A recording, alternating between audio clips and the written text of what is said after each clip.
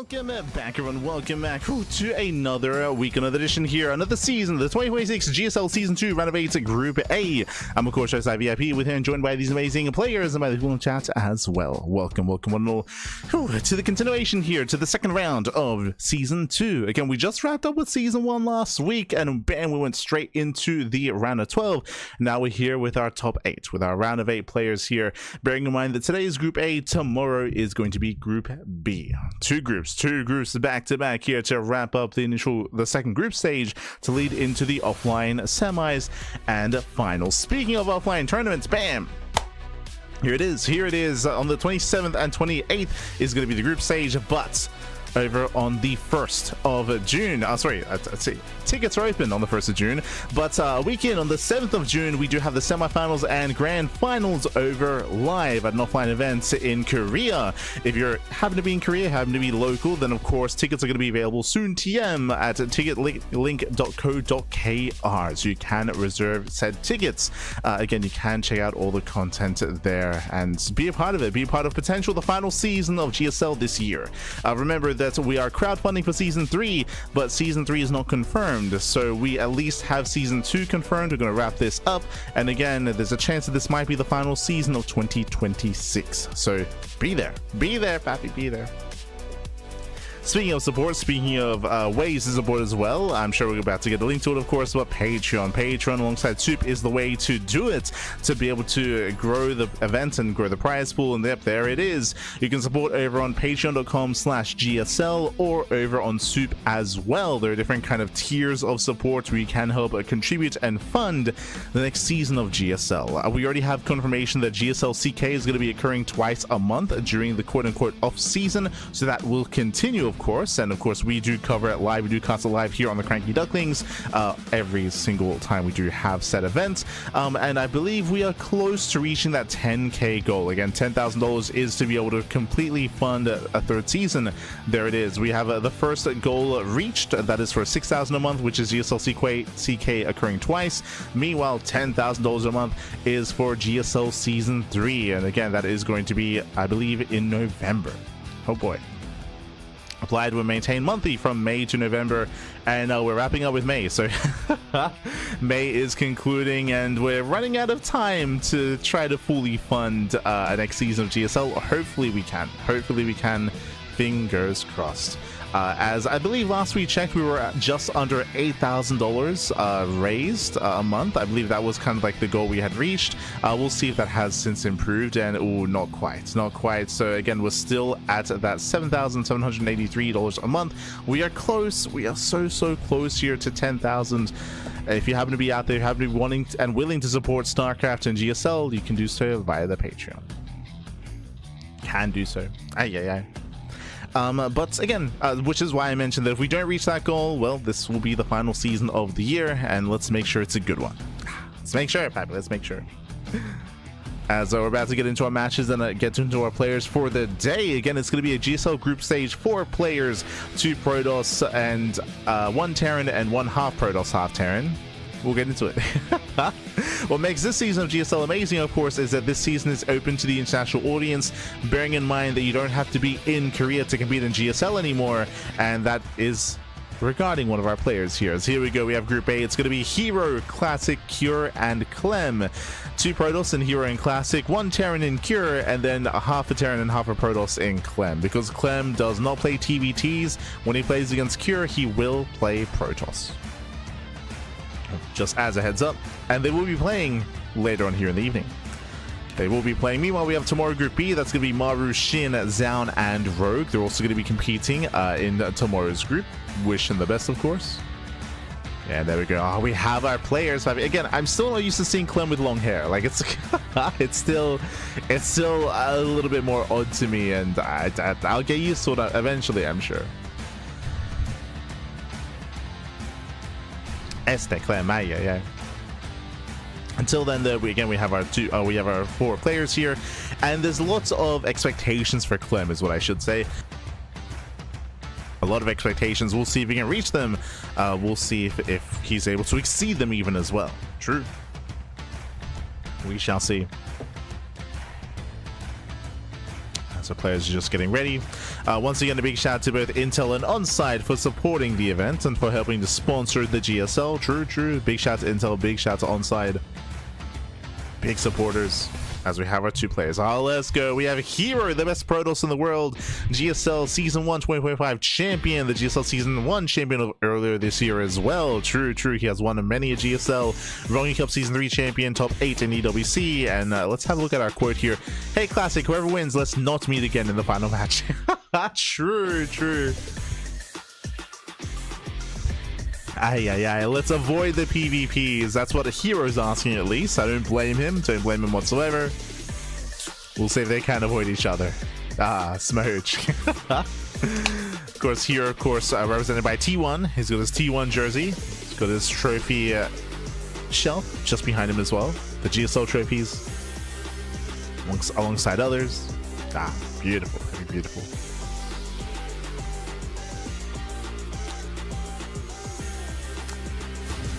As up against him, we do have his opponents, the South Korean Protoss player, Classic for Virtus Pro. Of course, he did come as the runner-up in EWC last year. He got top 4 in GSL Season 1. From last year, he won first place in GSL Season 2 of last year, and then the top 8 last season. Looking at the quotes here, don't claim it all yourself, but let me have a win. No. Classic has had a bit of a shaky season. This year has been a little bit shakier when it comes to premier events. Regarding RSL, Classic is already out. He's already out of RSL, and can he have a deeper run here in GSL as we have our vetoes?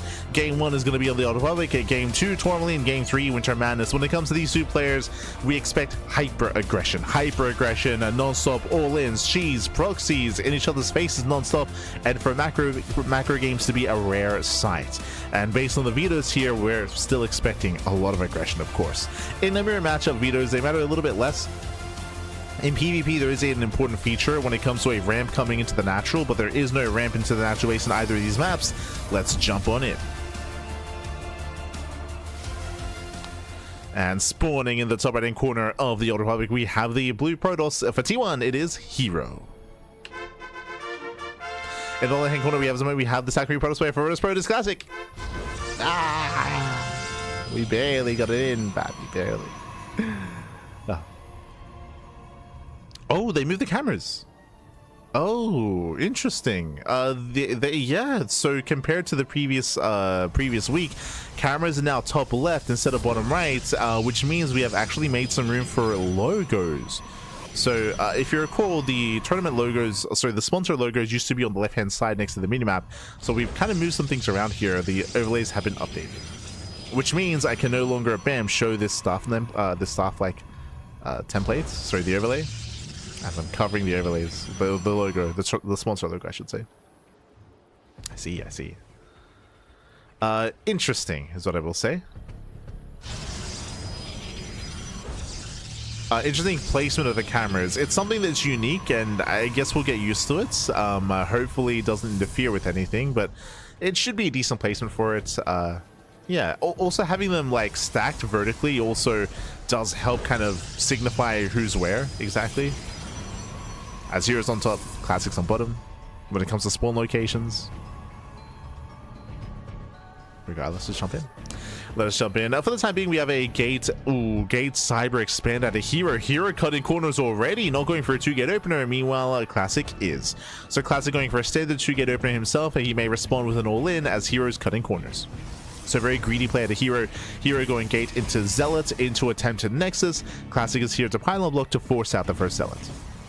So basically, hero's being as greedy as possible, but that greed is being stifled a little bit here by that probe to make sure that the Zealot is made.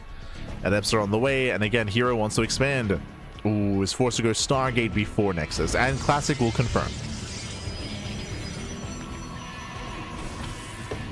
So big scout for Classic.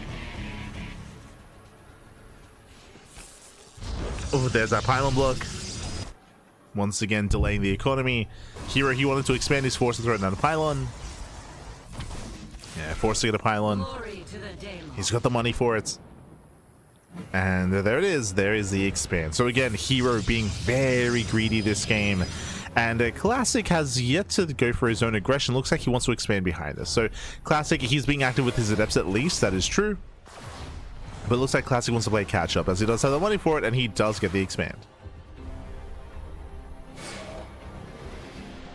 So here he has the faster expansion. He also has the faster tech and getting to his own oracles, harass across the map. On the flip side, Classic has a higher gateway army. He's got 2, now 4 adepts.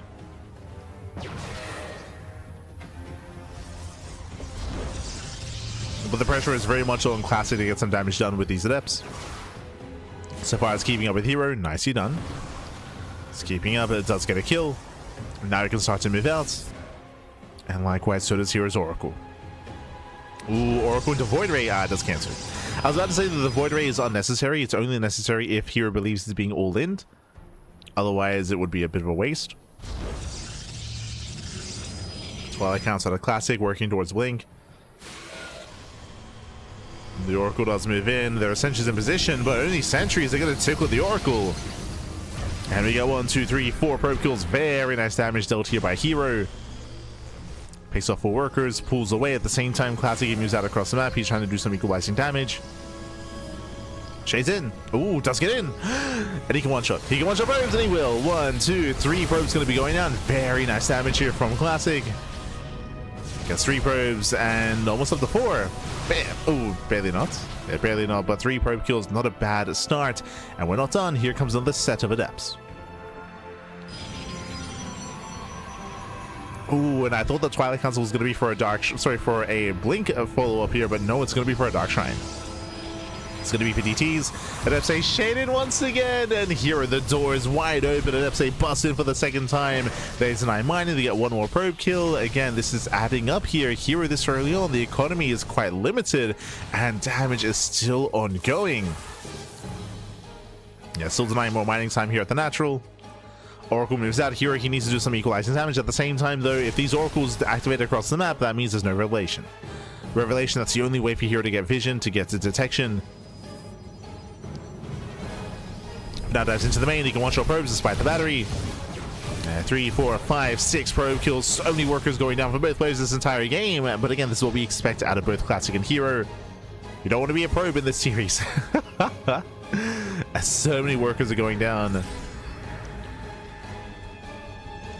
Now, remember, herO, he can always NG overcharge. He can give the NG overcharge to one of these oracles for a revelation, assuming that the oracles make it back home.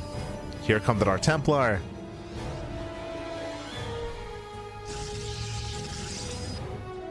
And we'll see if those revelations are going to be ready. Oh, does he scout the tech? No, he does not. Barely not.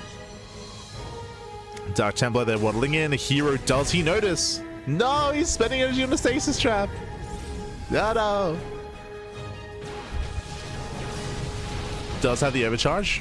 There it is. There's the first revelation. Gets 1. And there's 1 DT left. It backs off. Wow. And with that, herO, he holds. He defends. Classic, he is hurting here.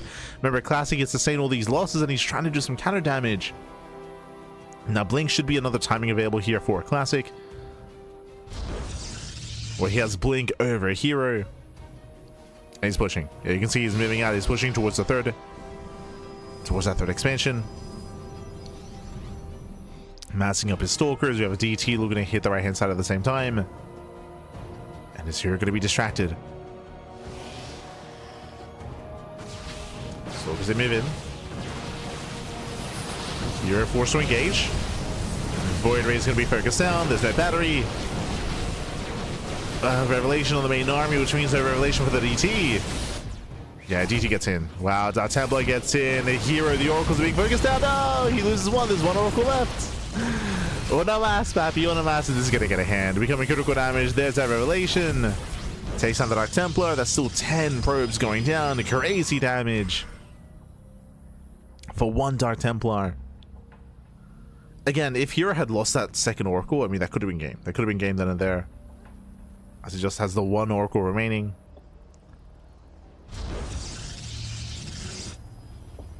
There we go, safety cannon here at the natural.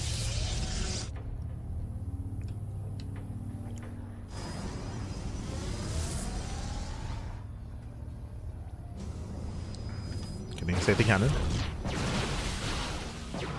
So because they pick in. Oh.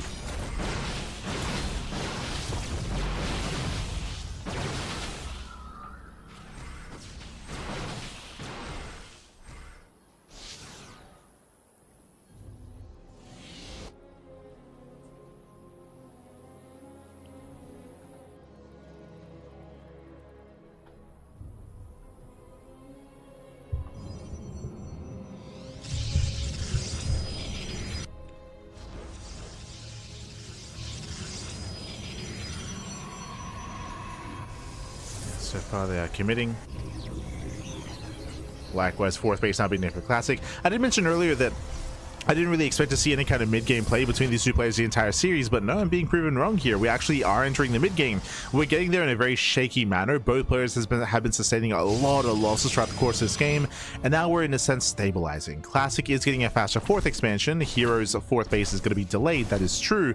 When it comes to our main army compositions, we have herO with faster +1, both players have blink, and we have Classic teching up. He's going into Immortal production and into the Temple Archives in towards Archons as well. So Classic is building up into a very robust standard mid-game composition. Meanwhile, herO across the map, he's sticking to a more Gateway Stalker heavy composition instead. Very Stalker heavy out of herO. I would argue that herO's composition that he's building up does not scale too well into a longer game. I would say that Classic's army composition with Charge, Immortals, and Archons is a lot more efficient as the game progresses and as we start to max out. I would say that herO's on the timer. I think he's going to have a timing here with +2. That's true. He can hit that timing and hit with that upgrade. And I feel like herO needs to focus and fix at everything on that +2 timing.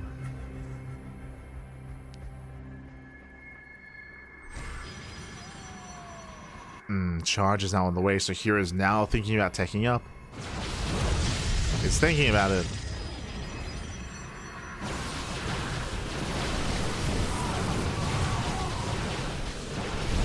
Moves in. DT running into a cannon. herO does hold. herO holds, herO defends.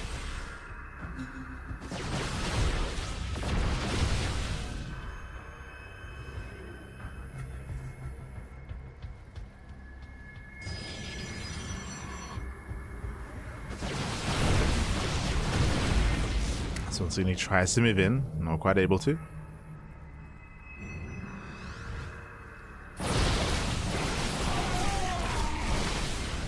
Once again, is right back.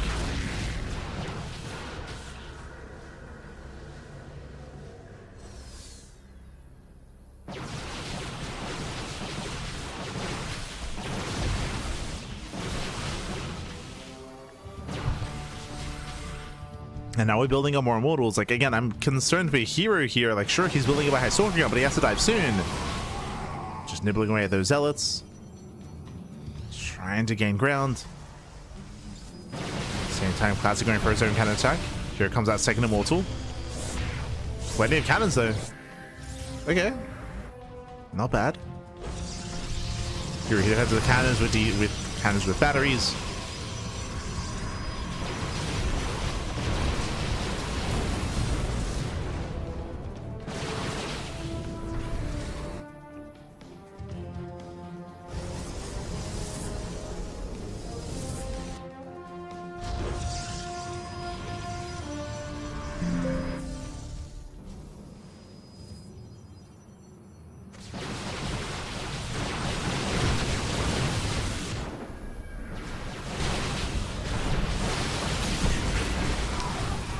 As it does dive in. Yeah, it does go for the blink. Tries to commit. And here come the Immortals. Now we can reinforce with Zealots, and now Classic is overwhelming. But if you recall, what did we try to emphasize coming into this kind of game state is that herO's army is being outscaled over time. Once we start warping in more Zealots, now we can have a bit of a cheaper and more efficient army from the side of Classic. Where's that warp in? He's got 1,000 minerals in the bank.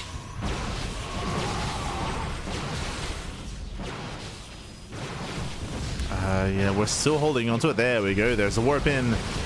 Is delayed though. Did miss a warp in. You're still keeping up.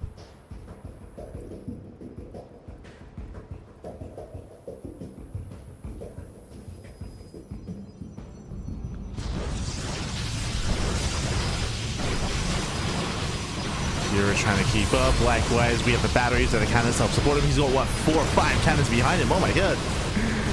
Does have his cannons. And so far, nice pickoffs. It takes down both Immortals. Massive pickoffs here in favor of herO. Classic is holding on to those Zealots. Yeah, still holding on. Another Immortal has arrived. Base out of her stasis. Hero panicking a little bit. Oh, better trades. Hero takes down what, 5 Stalkers? Oh my god.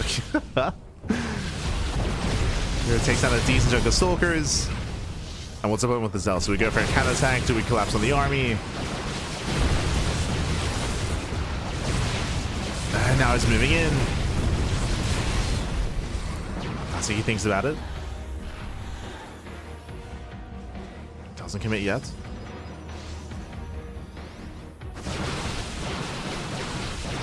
Hero does have a slight upgrade advantage. He does have +1 armor.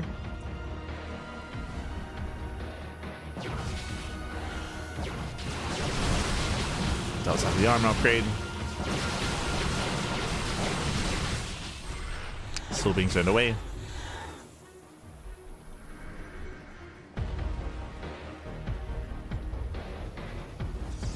I mean, they're pointing out that Classic's been, I mean, the Hero's been defending with a smaller army for quite some time. Does catch out some of the Zealots, though. Yeah, does try to. That's a lot of Zealots getting caught out. They all go down before the Stalkers are able to engage. Yeah, rough trade for Classic. Very rough. You can see there are 11 Zealots who are caught. Oof. Classic, he needed them for the main fight. Does give chase. Once again, catching out here at the same time. Hero going for his own Zealot counterattack. It has been impressive that Hero's been able to defend and out control in a sense and be able to out trade despite having such a small army. Can he keep it up? Recalls down, cooldown. Oh, bit of miscontrol. Some messy micro here, but now he's building up to what, 4 Immortals. Zealot's overwhelmed. Remember, Hero still has that upgrade advantage.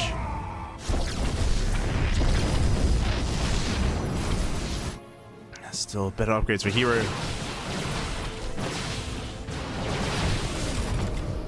Now getting it to +2 armor. Not bad. Distracting Classic.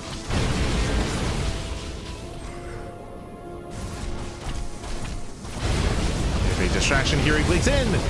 Oh, bold move, and it's not going to be worth it. Here he gets 1 Immortal. There's still 3 Immortals left over. Here he will lose so much of his Stalkers. Yeah, Hero losing far too much. Zealot Rhinos are being cleaned up. Here he does get into the Mineral Lines. He does pick off 1 Immortal, but this is still better trades for Classic.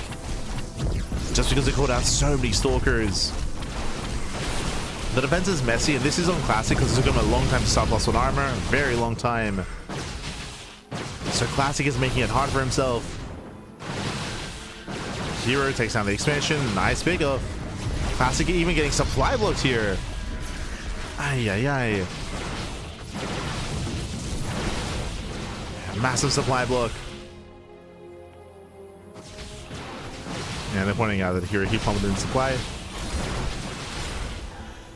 Despite that, I mean, he was able to do some damage, kill some probes to pick up another base. As Classic gives chase, we have another Zealot Rabbi moving out across the map. Hero doing everything he can to just force Classic back home, or to cripple him at home instead.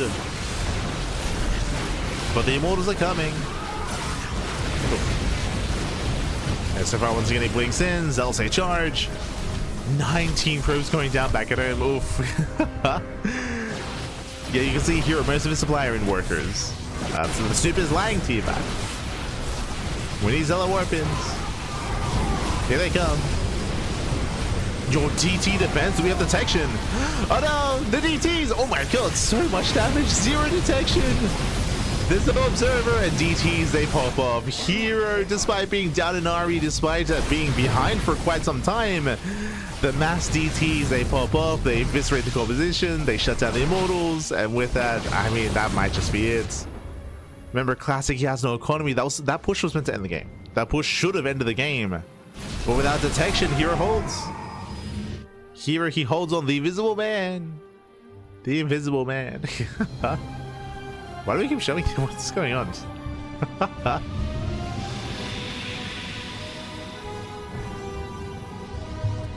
Yeah, now Hero has a massive economy. 68 workers. Classic, this is all that he has left. Leaves out the prison, no more reinforcements, and Classic, he will lose everything. GG gets called, and herO, he brings it back. Ay, ay, ay. And herO takes game number 1. GG. GG, well played. Again, Classic, he was in a better position. He had the larger army. Classic, he was supposed to be in a more dominant situation there to be able to break on through, take the fight, and push into the bases. herO did an amazing job when it came to microing and defending with what little he had, and eventually the Zelaron buys proved to be too much. They got into mineral lines, they broke the expansions, they did far too much across the map, and with that, GG. GG, well played. herO takes game 1. An impressive comeback there with the DTs being the MVPs towards the end. And now we're jumping to game number 2. Going to be loading into Tourmaline. Here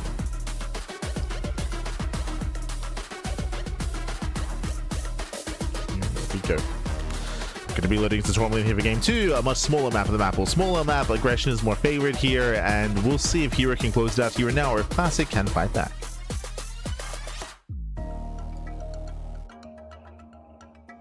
Watch them not switch it up when spawns are different. I hope they do, but they might not. We'll see.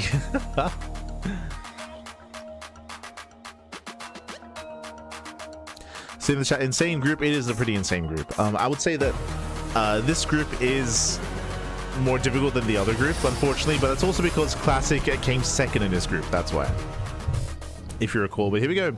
In the top right hand corner of Tourmaline, we have the blue Protoss player. For T1, it is herO. And spawning in the bottom hand corner, we have a Virtus Pro Classic.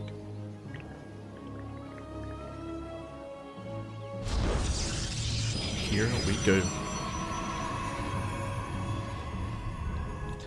We are getting into game number 2 here. Again, herO does take a lead, and we'll see if he can close it out. But we are loading into Tourmaline, smaller map of the map pool. Last game, if you remember, herO did go for a hyper-aggressive build. Hyper-greedy build, I meant to say. Going for a faster expand, going for a faster attack, and going for a delayed second gateway. And he was able to get away with it, but we don't really expect to see that kind of build here. Not on Tourmaline. That does sound a little bit too ambitious.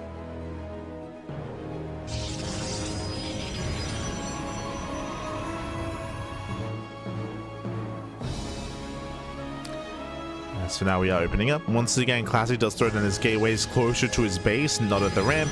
The purpose of this is it's technically more efficient. It means that your worker can actually go back to mining faster after throwing down the buildings. The downside, of course, is that early on your wall up is going to be later. There is no wall at the ramp, I mean.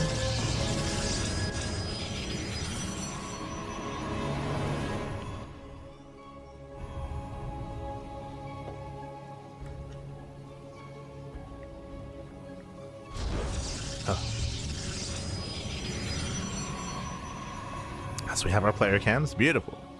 We got our cams. We got our boys. And this time herO does open up 2 gates. So 2 gate opener versus 2 gate opener. So far mirrored builds. This time there's no one that's deviating and rushing into a faster expand. Not this time. Meanwhile, both players looking for the second pylons, making sure there's no shenanigans going on, and they will confirm the placement of the second pylon.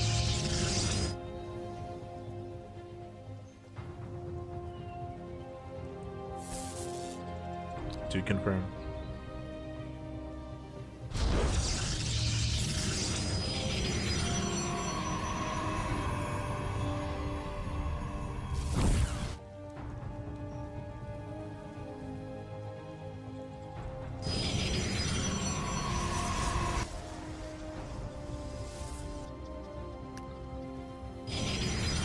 From here, we once again, both players, we stay locked in, by the way. We have a Robo all the way for herO, Robo for Classic, both players going for 1 base all-ins.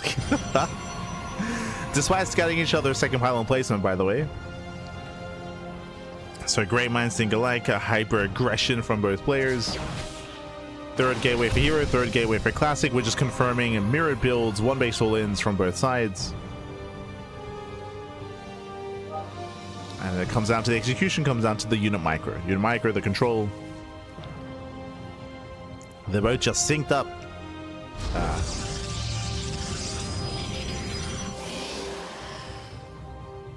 As herO, never mind, the first to expand. Okay. herO, he flinches. He goes Observer first, the first to expand. And meanwhile, Classic going Prism first, he commits. So we have our roles here. Classic is going to be the aggressor, herO the defender. Oh, he gets gone. We're losing two, so my god, that's too much. That's far too much here. 1, 2, 3 Stalkers go down. Heavy losses here for herO. This Sir Leon is brutal, and he cannot get away. Yeah, he cannot get away. He's racing back home, but again, Classic is going to give chase. He's chasing him down. Classic had the better trade. And herO's in trouble. 7 Stalkers to 4. Prism is out, so Classic can reinforce. He's pushing.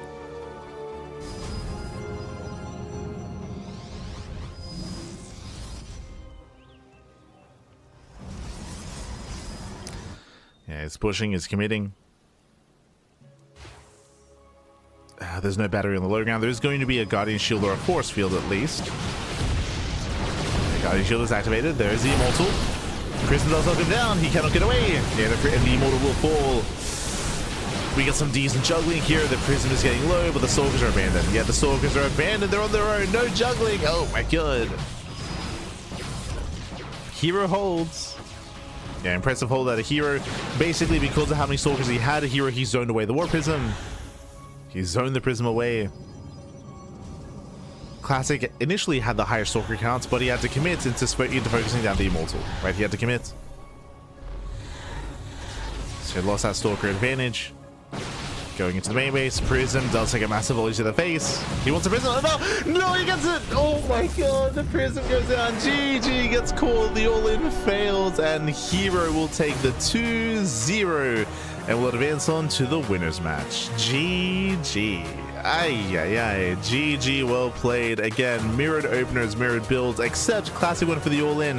herO went for a more defensive follow-up, but remember, herO had the same amount of gateways. He had the Robo, and he had defensive Immortals, and they did do so much for herO there, as he was able to force commitments out of Classic. He was able to force Classic to spend his Stalkers to deal with that. As a result, Classic lost the Stalker lead. He didn't have enough to protect his Prism, and everything just snowballed out of control from there. GG, well played. With that, herO, he will claim the initial series, and herO will advance on into the next round. Do we have winners interviews, or just for the I think we only have winners interviews for the winners matches and for the decider match as well. So if that's the case, we're going to be going to a short break. Here, and when we come back, we'll have our next series. We will have Clem versus Cure. Yep, see you soon.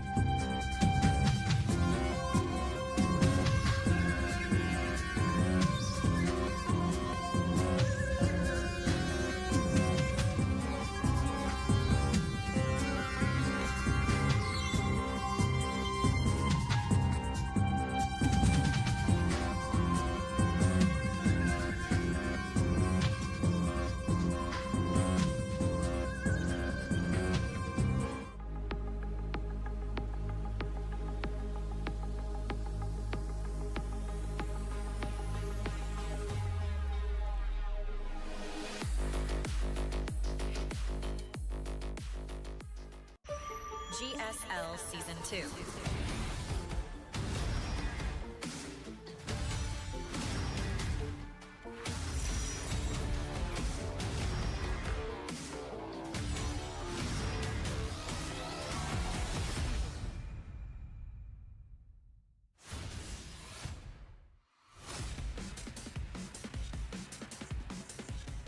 And welcome back, everyone. Welcome back to the second series of the broadcast. Welcome back to Cure versus Clem. Our TVP continues, and they're gonna have to fix up that that little icon that they have on the matchup. But we just wrapped up with our first series. herO does advance on to the winners match. Classic has moved down to the elimination match, and now we're here to determine who will face each player in the next set of rounds. Let's go. We have our TVP. Cure is Terran, Clem is Protoss. For those who are unaware, for those who maybe don't watch much StarCraft, Clem, he is the best Terran player in the world, and he's one of the best Protoss players in the world as well.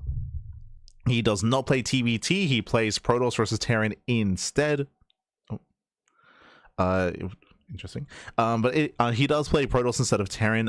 Bear that in mind. And a lot of people they think of it like him off racing at this point. No, it's his main race. Like his main race is PVT, not TVT. If he plays Terran versus Terran, then he's off racing in that sense. Like he's he's a PVT specialist. And I would say he does often bring a player like Cure down. So it's going to be an interesting matchup here. They do go back and forth. They go back and forth in matches. They go back and forth in series. We'll see how they compare to each other. Let's go. Let us go. As we are going to be getting our players ready to jump in.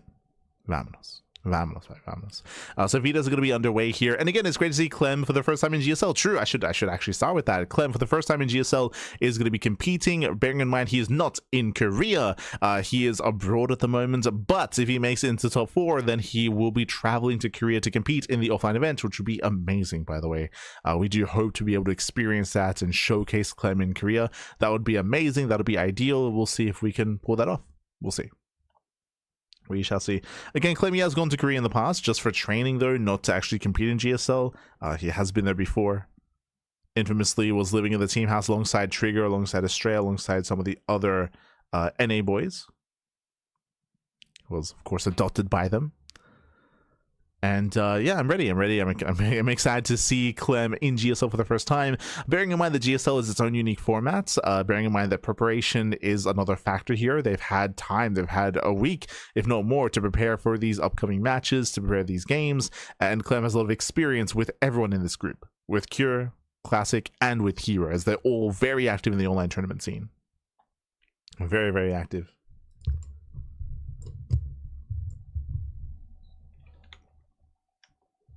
There we go. We're getting ready. Getting our matches ready here.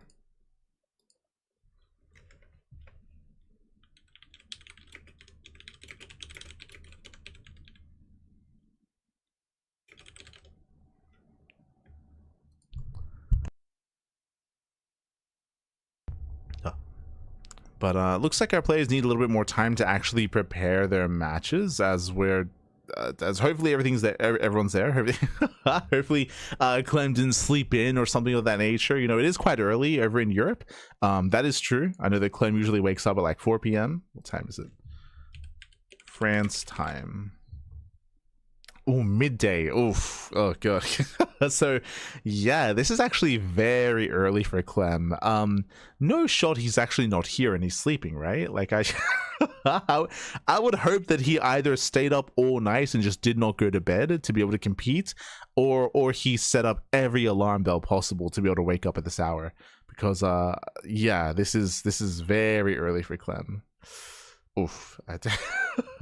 So hopefully. Hopefully.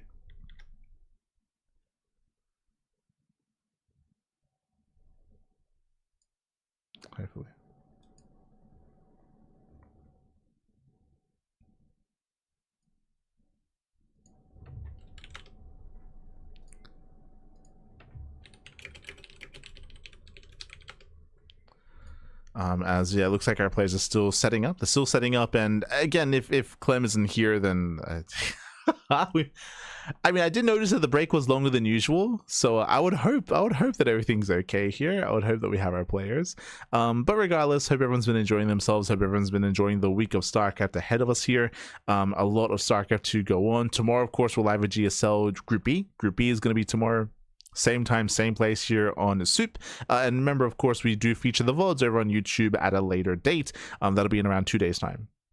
Around 2 days' time, we'll have those VODs. We'll have that available to you, so you can enjoy the GSL if you can't happen to watch it live on Soup.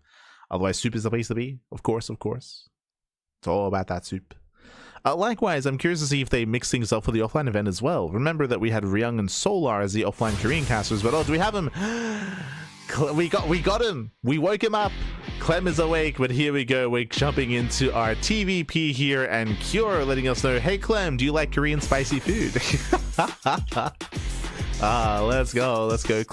Cure, of course, second place in GSL Season 1 of 2025. He got top 4 in GSL Season 1 last season, and he got top 12 in Season 2 of last year. Ooh. We, of course, have our most recent results as well here, versus SOS and versus Shin. And again, Cure does often go back and forth with Clem. They go back and forth in their matches, back and forth in their series. I'm ready.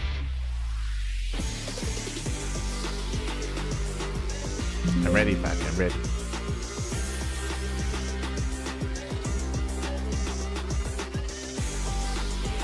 As I'm sure now Beaters are done. They wouldn't be showing us Cure if they didn't have Clem. Do we have? Is he awake? Does he have his coffee? Does he have his hot 6? Up. There he is. I'm very motivated to do well, since my goal is to make it to the round of 4 to play offline. It would make me very happy. Clem. His most recent performances: top 8 at DreamHack Dallas 2025, top 8 at EWC 2025, and top 8 and Rongi Cup Season 3 as well. Did it reach those top 8 finishes here, and we'll see if Clem can get more than top 8 in GSL, as this is the round of 8. True. But again, we gotta lock in, Pappy. We gotta lock in.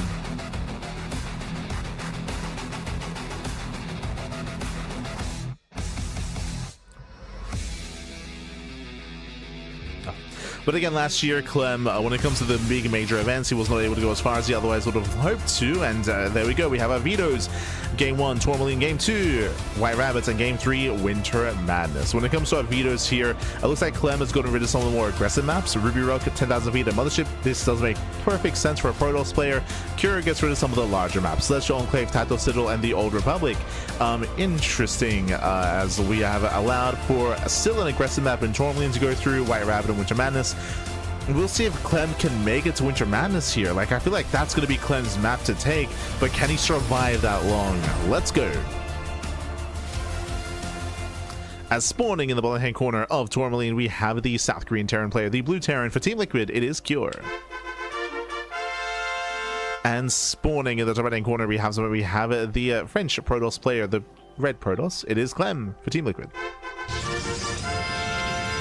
Clem on. Let's go. As we are getting into game number 1, we have our fresh series here, of course, and again, Clem is playing Protoss, as to be expected here, and it looks like they did not flip players, so Clem spawned top side, but the camera's on the bottom. God damn it. Just flip the cameras, pappy. Flip the players. SMH my head.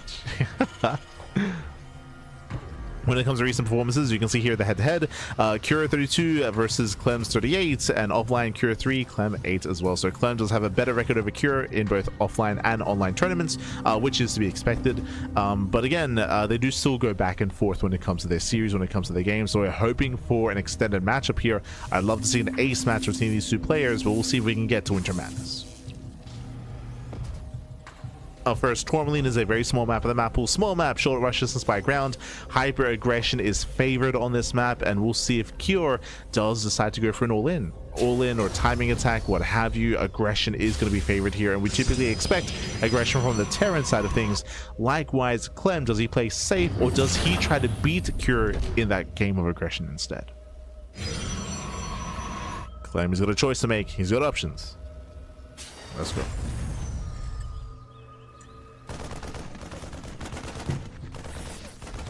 As you have our CC on the high ground, Clem does confirm. Racks expand, economic start out of Cure.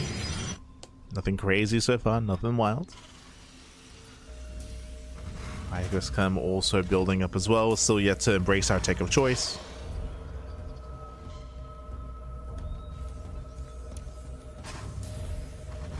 And soon we will be able to, right? With its Twilight Council, Stargate, or Robo. Clem doesn't really want to deviate too much when it comes to his PvT, like Twilight Council, Blink, 3-gate Blink, sometimes mixing in 4-gate Blink, rarely mixing in proxies or Stargate openers. Like, Clem is a very standard Protoss player when it comes to PvT, and often does play for the mid game.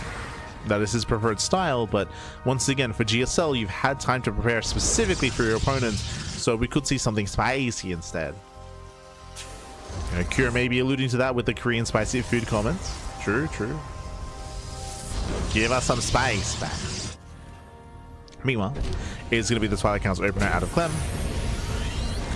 Into Blink, most likely. Does pull away. We have Cure going for his own 1-1-1. 1-1-1 setup. Attack lab on the factory. Going to Reactor Marine, no Reaper, no Hellion, no early scouting information out of Cure. That's very common from Korean Terran players to just avoid scouting early on and just embrace their build in TVP.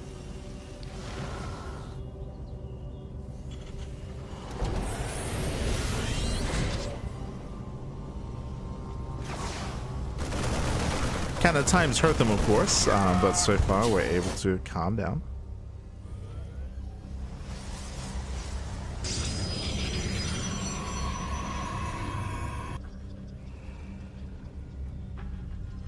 Able to calm down. 2 more gates being thrown down, so it looks like 3-gate Blink out of Clem. That is a very safe way to play.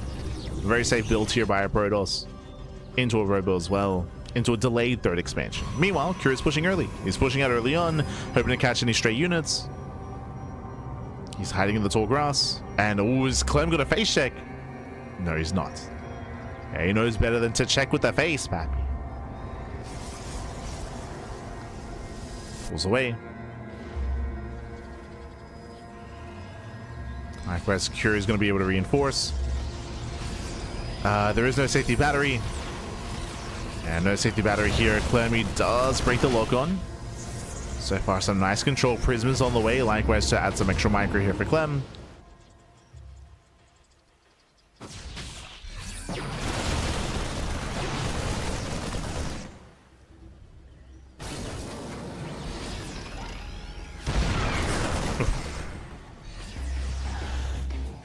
As Clem pokes in, he pulls away.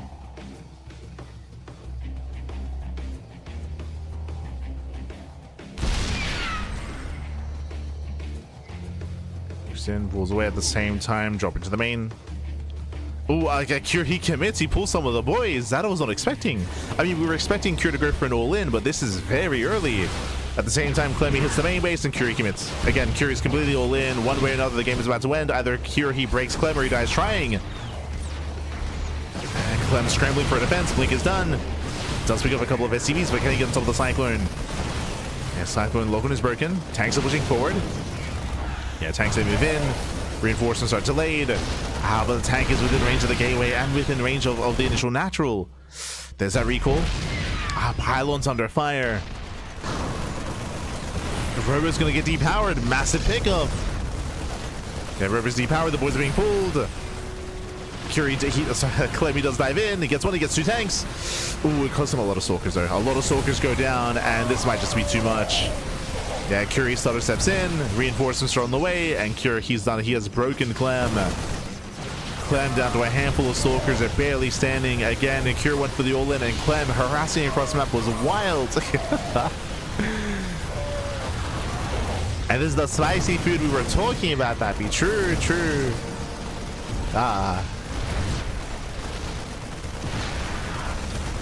As tanks do siege. Nexus under fire. We are catching reinforcements, and Clem does warp in extra Stalkers. Clem, he might be able to clean this up. He has to try. He two shots. Nice pick up of the tank. He's microing his heart out. Very nice control. Oh my god, but despite that, still bleeding out Stalkers. Will survive, saves the base. Clem, he's on 3 Nexi. True. Clem is on 3 bases. He can make 3 probes at a time. Clem, he can build up a greater economy. He survives. But again, a very messy defense. Very, very messy here for Clem.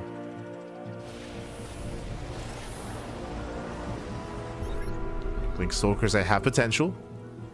They're taking a dive. Vikings are in position. Oof. And massive volley goes off. The prism is going to go down. No, the prism goes down.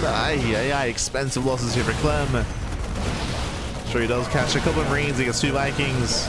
Oof. Miscontrol there as 1 Stalker gets picked up. Clem, we gotta look in. We gotta look in.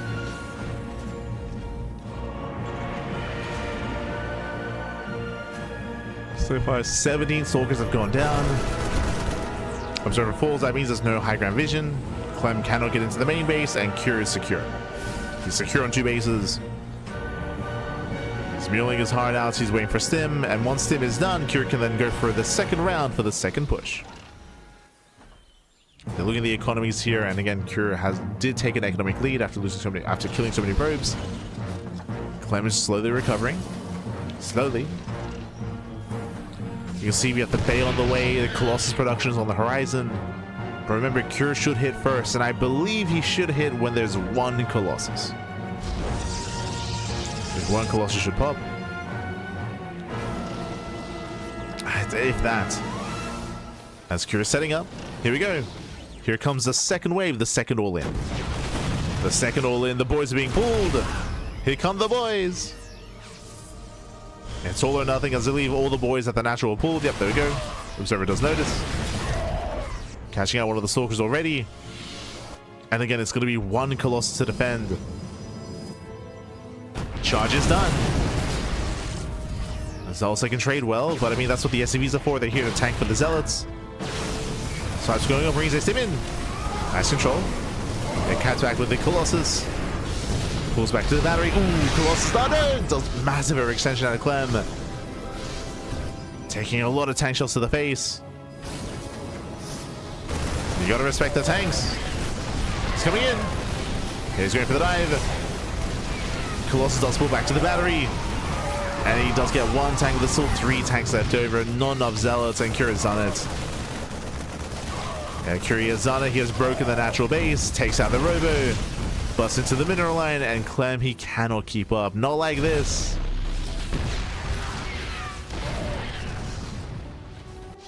And again, it's going to be a strong start for kyu in this series. I mean, I say that he's going to keep going. But I don't see Clem dealing with this army. Like, he should not be able to.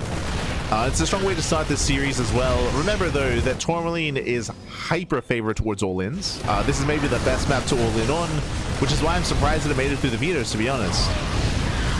So surprised it made it through the vetoes, and this is why Terran players love Tourmaline. A nice save of the Colossus, but GG. GG gets called, and kyu takes game number 1. GG. Whew. GG, well played. Massive all-in here from kyu on 2 bases. Initially did cripple Clem and then was able to clean it up when it came to the second push, when it came to the second wave. Once again, though, the map was favoring kyu. Tourmaline is Terran favored in TVP, heavily Terran favored, which is why I'm a little bit surprised that Tourmaline made it through instead of Ruby Rock or 10,000 feet, to be honest. And now up next, White Rabbit. Now, White Rabbit also does favor or can favor Terran as well, specifically when it comes to the mid game. We'll get there though. We'll get there. It is a larger map. True. It's a larger map of the map pool. Clem should have an easier time defending against all-ins. All-ins are not as favorable here, so we can still see aggression, but typically off of 3 bases. Like 2.5, 3 bases is what we're looking for, but a very different kind of dynamic coming up here on White Rabbits. Again, we'll get into it. We will get into it here.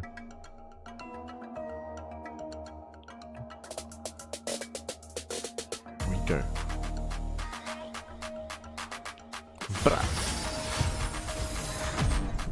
So jumping to game 2 and spawning in. I still can't get over how much hair Clem has in that photo. But spawning in the left hand corner, we have the South Korean Terran player. It is kyu for Team Liquid. In the top right, it is Clem for Team Liquid as well. Here we go. We're settling into game number 2 here, and welcome to White Rabbit. White Rabbit is a larger map in the map pool, longer rush distance by ground. That is true. But what I will say about White Rabbit is that the bases are very spread out. They're very, very spread out. So in a world where we do end up in a mid-game situation where Clem is taking some more expansions and getting a 4th base up and running, if kyu is aggressive, if he has momentum on his side, it can be quite difficult for the Protoss player, for any player, to defend, to rotate between the bases, and to maintain their 3 and 4 base setup here. So we'll see how aggressive kyu plans on being. As opposed to last game, I'm expecting 3 base aggression, or I mean, we could see an earlier timing attack just to maintain some momentum, just to get some damage done, and then keep the ball rolling from there. We'll see. We'll see how kyu will adjust coming into a larger map. The same build that kyu went for in the last game, though, is not going to be anywhere near as effective here on White Rabbit. Likewise, because the map is a little bit larger, Clem could cut corners. Last game, Clem did open up 3-gate blink into a robo. This time we could see a 2-gate blink opener into a 3rd base, for example. So we'll see if Clem does decide to be greedier. Does he cut those corners? Show us what you got. Yo, Magnath, you gotta calm down. You gotta I like the face. Este Magnath. You're an animal. You're an animal. Yeah. So now it is going to be a double gas. Okay, so double gas open out of kyu instead of Rax expand. Kyu is going for a more tech heavy start. With this, he has potential for more aggression, to go into a faster starport, to go into Cloak Banshee, for example. Kyu has options here coming into the early game, as kyu will have a delayed expand.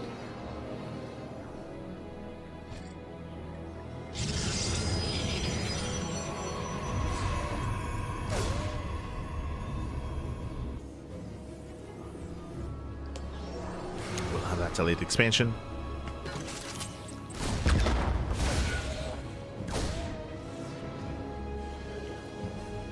Set power opening up Reaper Hellion.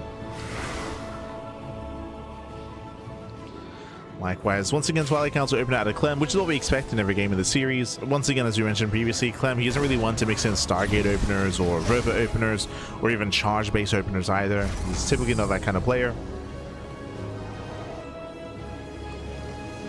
not as diverse as, say, herO or even Classic. Oh, hello, as that is going to be another 2 Raxes on the way here for Cure. And I believe that is 2 Raxes before the starport, so hyper aggression out of Cure, delayed starport, early stim, mass bio production, and a very, very strong stim timing on the way for Cure. Oh boy. This is a borderline 2-base all-in. There are variations of this where you do pull the boys. You do pull the boys. There are other variations where you just wait for the starport, wait for the medevacs, and then just go for a regular push. With 2 medevacs. So we'll see if Cure does wait for the starport or not. We'll see if he pulls the boys or not. So there are all-in variations, there are macro variations of this. Meanwhile, we can see that Clem is playing safe. Clem does not rush into a 3rd base. He's playing safe, going up to 3-gate blink. 3-gate blink into the Robo before expanding. So I do like Clem's position here if he's able to confirm the build and if he's able to slow Cure down. As a reminder, for this game, Cure is getting stim very early. Very, very early. And again, he's fixating on bioproduction, as you can see here. Reactoring our Marines, making as many as he can, and getting ready for his eventual move out. And I believe so far Clem is not fully aware. I don't think he's gone into bases yet. I mean, he has no way to, right? He has no sentry for hallucination. The observer is still on the way, so Clem is still playing blind.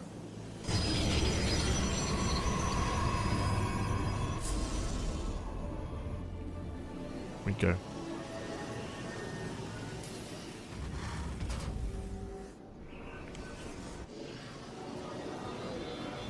Okay, as the army is amassing. We'll poke out towards the 3rd. Charge is on the way for Clem. I believe that charge should be able to kick in time for the eventual move out. And we'll see if Clem has enough of an army here to deal with this. Likewise, I do think it's important that Clem is active with the army to spot the move out, to slow it down. And here comes Cure. Do you see what I see? No starport. No starport. He's getting up to 3 tanks. 3 tanks, massive bio army. I'm ready for the boys to be pulled. I'm ready for it. Here we go. I believe the observer does spot the move out. Clem is aware. Do we pull the boys? We do. Yeah, here we go. The boys are being pulled, so it's going to be the 2-base all-in variation. He does not wait for the starport. So no starport, no medevacs. This tells me that every stim will be hurting Cure. Every stim hurts. So ideally, Clem wants to fade out a stim. Gets 1, 2, 3 Marines at the same time. Ooh, Reaper Hellion into the 3rd base. Very nice harass. We'll distract Clem. And Cure's moving in. We need those Zealot Warpins. Without the Zealots, there's no defense. Pulls back to the battery. It's going to be a little bit mistimed. Where are the Zealots? We got to come in. We need to come in from behind. The tanks are sieging, and Zealots, they do not get on top of the tanks. Ooh, massive tank shots. And Cure, can he do it? He's going to lose 1. He's going to lose 1 tank. He's going to lose 2.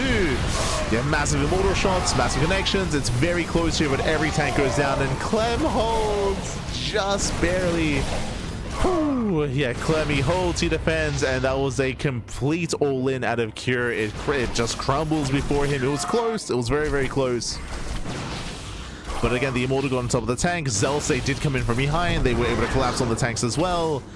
And with that, Cure, he has nothing. He has nothing left here. Clem, he's snowballing out of control. Clem is up in bases, up in workers, up in economy.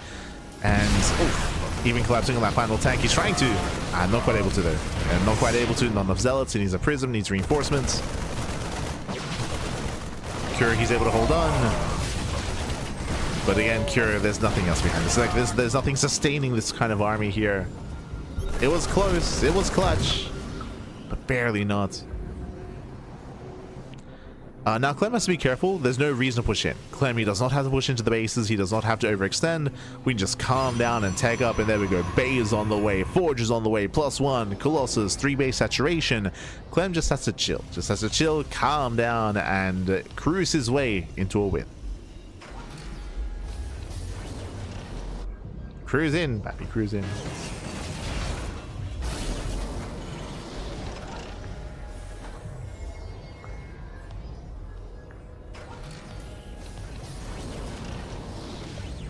Meanwhile, this is going to be the final push for Cure. He's going to pull the boys once again, whatever he has left. So how many boys? Okay, no, the boys. Yes, they'll take them in from behind. They delay the push. The tanks have to turn back around. It's got to turn back around here. Ay, ay, ay. Colossus on the way. And Clem is looking to sandwich. Oh no, he's too soon. Yeah, a little bit premature there by Clem. We're going to calm down. Got to line it up. As he will catch a couple of reinforcements. And instead, it's going to be Clem's Zealots being sandwiched instead. Okay. Better pickups here out of Cure. Now, this is at least delaying Cure. That is true, but that's still a lot of Zealots going down. Cure's army is still terrifying. Like, Cure, he can still pull this off, by the way. That's a lot of... That's 4 tanks. Clem ideally does want to flank the army with those Zealots. He doesn't want to just come in, like, from the front. Ideally, we wrap around. Dust spot the army. That wraparound is going to be delayed. And you can see the Zealots on the minimap. He's trying to come in from behind. He's going to be spotted. Tanks are sieging up. They're within range. Oh, nice catch here by Clem. And collapsing on the reinforcements. Gets one of the tanks. Very nicely done. Might even get 2 tanks, by the way. And here we go. He commits. Yeah, he does commit to the dive. Gets on top of 1, 2 tanks. 2 tanks going to be going down. The Colossus, they waste some DPS on the bunker, but they will clean everything up. GG gets called, and we are going to the ace match. Whew. GG. Ay, ay, ay. GG, well played. Cure committing into the 2-base all-in, but remember, this time Clemmy saw it well ahead of time. He saw it as it was pushing out across the map, but not just that. We mentioned this earlier. This is a larger map in the map pool, longer rush distance by ground. Clem, he had more time to react, more time to respond, more time to delay the push, to pick away at the Marines as well, and to set up for a flank. It was a bit of an awkward flank, and it was a messy defense, but you know what? He helped. Clemmy was able to hold on in the end, pop out that Immortal, come in from behind, collapse on those 3 tanks, and with that, Clem was able to claim the game and force the ace match. Let's go. Now the question becomes, do the all-ins continue? I will say that coming into Winter Madness, this is one of the harder maps to all in on, just because there is a ramp and a very narrow ramp at that coming into the natural, right? There's a ramp right outside the natural. It's a little bit more narrow, of course, compared to White Rabbit. So trying to, and also longer rush distance by ground as well. I would hope that we don't see an all in by Cure here on this map, but it's up to Cure, right? It's up to Cure. We'll see how hard he commits. From the side of Clem, he's more of the reactive player, right? Safe play is what we expect out of Clem. I say that this isn't a bad map to be greedy on, but against Cure, do we want to be greedy? Let's find out. Spawning in the bottom right hand corner of Winter Madness, we have the South Korean Terran player. It is Cure for Team Liquid. And in the top left hand corner, we have Clem, also for Team Liquid as well. Oh, they just speed through the player intros. Let's go. Let us go. Welcome to Winter Madness. Winter Madness is one of the more standard maps in the map pool. I say standard, one of the more macro maps, really. Getting up to 1, 2, 3, 4 bases is much easier on this map. They're relatively close to each other, easier rotations, relatively narrow entrances here, and again, trying to break a 4-basing player can be quite difficult. Things then start to get complicated. I would say the 5th base is more exposed, right? The 5th base is more open, more exposed. We have seen many a player struggle to maintain a 5th expansion on this map, but when it comes to specifically TBP and that kind of dynamic, that often affects the Terran player. It's often the Terran player struggling to take a 5th base, and then it's the Protoss who has like 5, 6, 7 bases up and running, containing and bullying the Terran if we get that far in the game. So it can be quite difficult as a Terran player to macro on Winter Madness, but Cure has been going for non-stop all-ins, and we'll see if that trend continues. Personally, I do not like the idea of an all-in on Winter Madness. I would hope to see something different here. We could even see greed, right? Like, for example, if we were casting Bjorn, what do I expect? 3CC 3X, right? 3CC 3X is a build that Bjorn is very fond of on maps like this. Clem even does it as well. Clem versus Protoss, he does go 3CC, he does like to mix it in, especially on these larger maps, but Cure is going for a factory. Double gas. Double gas opener, faster factory. So far a more tech heavy start out of Cure. This can lead into, say, committed Cyclone play early on, can lead into early and committed Banshee play, committed Widowmine drops. We'll see where Cure leads us.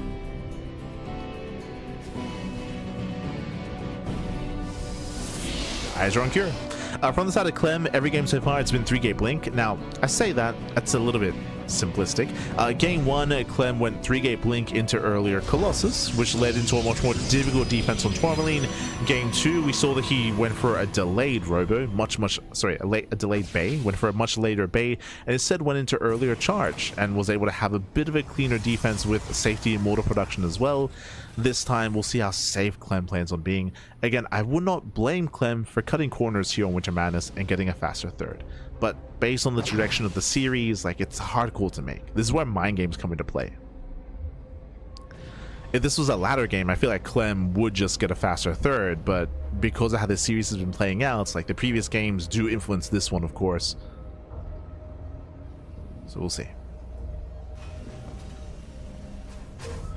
For now, Twilight Council opener, we have our 1-1-1 follow-up out of Cure. Going for his 1-1-1, diving into the mineral line, he will get 1. Not even the battery does defend. Oh, nice snipe on the initial Reaper. So far, no probe kills, it gets 1. Yeah, 1 probe goes down for a Reaper, a Hellion, and a second Reaper. Oof. Assuming that second Reaper goes down. Oh, the Jukes! Can he get out? No! He cannot get out. So nice cleanup here by Clem, losing only 1 worker. Very, very nice defense. Behind this, do you see what I see? I see another gateway. I see a Robo so far. 2-gate blink into a Robo on 2 bases. Do we go for a 3rd gateway or do we expand? It looks like it might just be a faster expansion here. So this does look like a greedier build out of Clem. Not overly greedy, but still more greedy than the last games, which I'm okay with. Yep, there it is. Faster 3rd. So again, this is the fastest 3rd base we've seen so far in this series for Clem. At the same time, Cure going for his mine drops, setting up outside of the natural. Bearing in mind that typically Widow mine drops aren't really designed to get damage done, they're just designed to scout. And here he comes. We're expecting 1 probe kill. 1 probe goes down, 2nd Widow mine into the main base.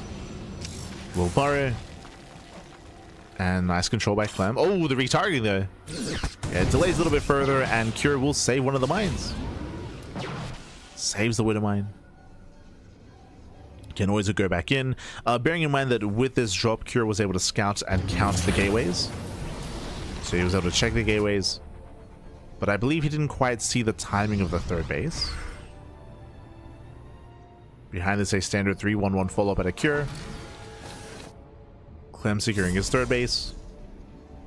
And Cure moving out with a Raven. I mean, so far, this is the most standard game that we've experienced. And behind this, we're expecting and leaning towards a 3rd expansion for Cure as well, which will be a first for this matchup.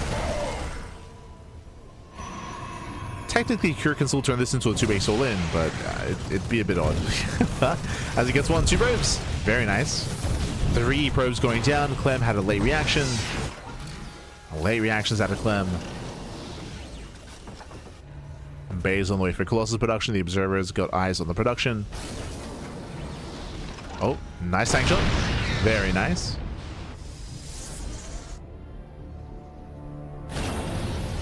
Cure able to get a free shot off. Stim is on the way. I don't think Cure intends to commit across the map just because it'd be a bit of an anti-timing, but I mean, hey, he does get a Stalker. Does catch a Stalker. I believe the observer just checked to see if the boards are being pulled. Does Cure get the 3rd? Yeah, he's going for it. Okay, he's going all the way. He's going for the 3rd expansion. Widow mine job is cleaned up. Do we have any Zealot Warpins? Charge is almost done. And Cure is getting within range of the Nexus. Oh my god. Again, a very early push here by Cure, and Clem is not ready for this. Clem needs more time. Clem being distracted, 7 probes going down, charge is now done, Clem collapsing from behind, gets 1, gets 2 tanks, but he will lose an Nexus. Massive pickoff, he will lose the expansion, ay, ay, ay. Yeah, Clem caught with his pants down, he will clean up everything, but it will cost him the base, and 8 probes. Did I say 8? Getting up to 9, getting up to 10. Oof. 10 probes go down, Clem has been crippled, and technically, Cure now has a faster 3rd expansion.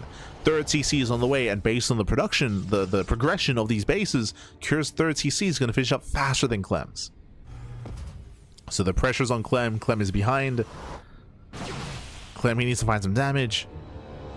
You can see he's being somewhat active here, but he cannot push into the natural base.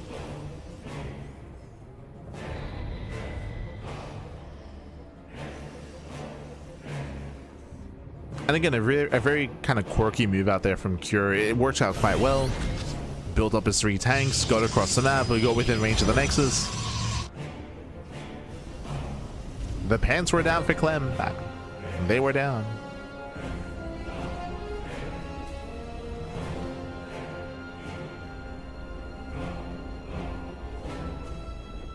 And now you can see that economic lead translating into an army lead. You can see here Cure now leaving Clem behind. Maestro catching up 4 probes on the high ground. Very nice. Clem is falling apart. He's falling apart here. He cannot keep up. That's going to be 4 probes going down. Cure is out of position. We're going for the base trade. Let's go. Clem hits the 3rd, and Cure, he's hitting the 4th. So we're going to be trading bases here. Clem, he can always recall. Cure, he ignores the 4th, going straight for the 3rd. And we just gonna keep going. Yeah, we commit in. Clem will lose everything at the 3rd base. At the same time, he can try to break the natural, but no, it looks like he wants to back up. What's the plan? Do we commit? He does. Yeah, Clem committing in. Cure stepping forward. There's no battery. Zelda going down. Colossus still a ways away, and it looks like it will not pop out. Massive pick off. Depowers the Robo. And Cure, he stims, and he wins. Again, Clem just could not recover after the earlier loss of his 3rd. Cure maintained momentum, and GG gets called. Cure, he will claim the series 2-1, advancing on to the winners match. GG. Whew. GG, well played. Hyper aggression this entire series out of Cure. Game 1, 2 base all in. Game 2, 2 base all in. Game 3, something a little bit different here. Here in Game 3, coming into our 3rd and final game here, Cure, he went for an earlier timing attack. It was really interesting. It was before Stim, it was before the bio upgrades, but he had 3 tanks. He moved that across the map, and he moved out across the map uncontested. Clem, he was distracted by what? Wouldn't mind dropping to the main base. Raven harassed at the natural. There was a lot going on that was distracting Clem. He was busy dealing with it, so he didn't have the attention to try to slow down, to try to stop the 3 tanks, and they got within range. The moment they sieged up within range of the Nexus, I mean, that was a dead base. That was a dead Nexus. Clem could not save it. He eventually came in from behind, charge finished up as the base was going down, and Clem did swallow off the army, but it wasn't worth it. Was not worth it. Momentum went heavily in favor of Cure. And GG, well played. With that, we're going to be going on a short break. When we come back, we'll have a next series. We'll have a herO versus Cure in the winners match. See you soon.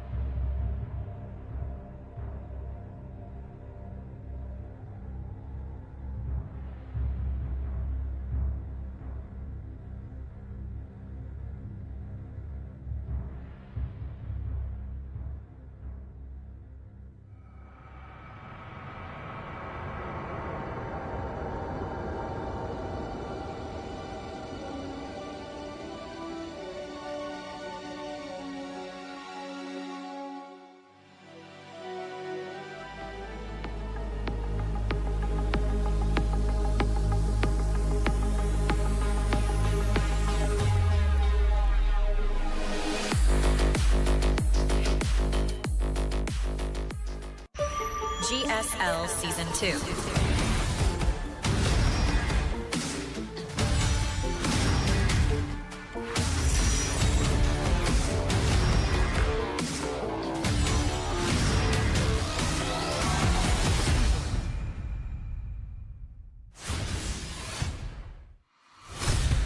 And welcome back, everyone. Welcome back. Ooh, we just wrapped up with our second series of the broadcast. Kira vs. Clem did just conclude, and we have our winners match. herO took down Classic, Kira took down Clem, and we have herO versus Kira coming up next to determine the first player to advance on into the semi-finals. Into the top 4. Let's go. It's going to be either a Terran or a Protoss, bearing in mind that after this series, we then have another PvT, Classic versus Clem, in the elimination match. Oh boy.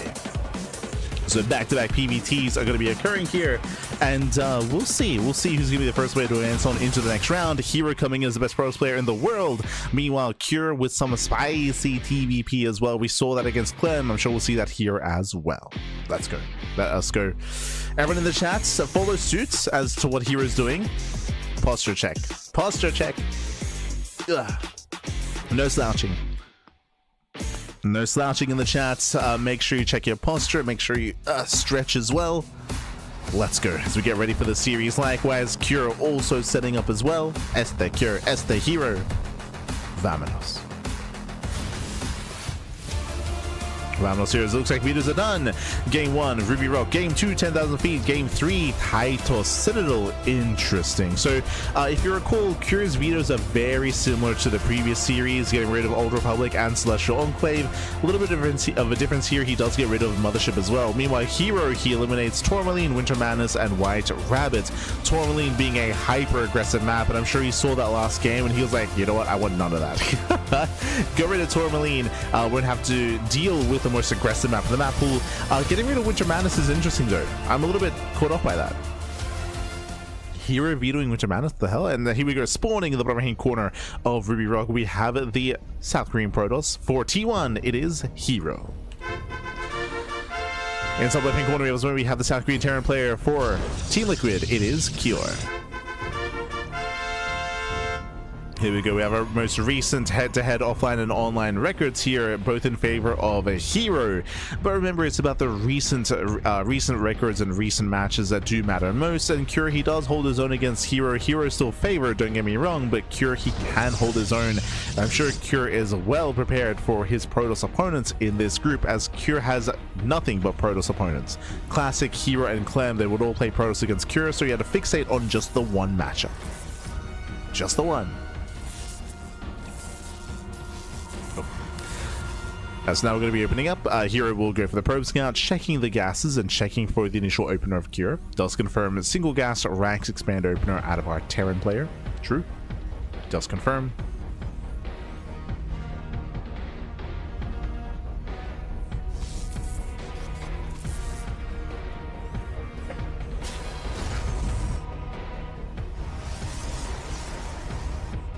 Does confirm here.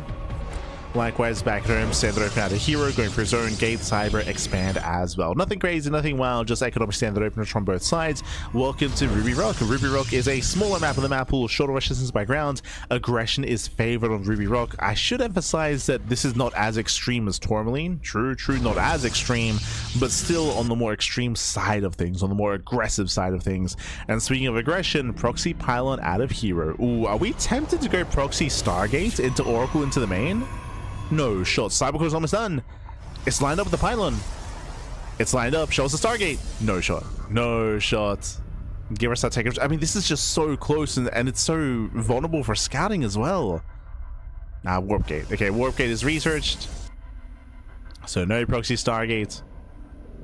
I feel like if that was the case, we would have delayed warp gate for Stargate, right? No, okay. Warp gate into... Oh, he cancels. I see. That's why I was caught off guard. I'm like, he starts warp gate. That means he shouldn't proxy, right? But he cancels the warp gate, throws down the Stargate. He commits into the proxy oracle. Again, very aggressive, very committed here. Very committed in the sense that if this fails to do damage, then herO will fall behind. Because you're investing so much tech, you're delaying your Twilight Council, you're delaying your Blink, you're delaying your tech in favor of aggression. aggression. This needs to pay for itself. On the flip side, I'm concerned because this is very close and it's not that difficult to scout. I wouldn't be surprised if Cure blindly does check that location just to make sure there is no shenanigans going on, but we'll see. We'll see, because Cure did not open Reaper. True, he did not open Reaper.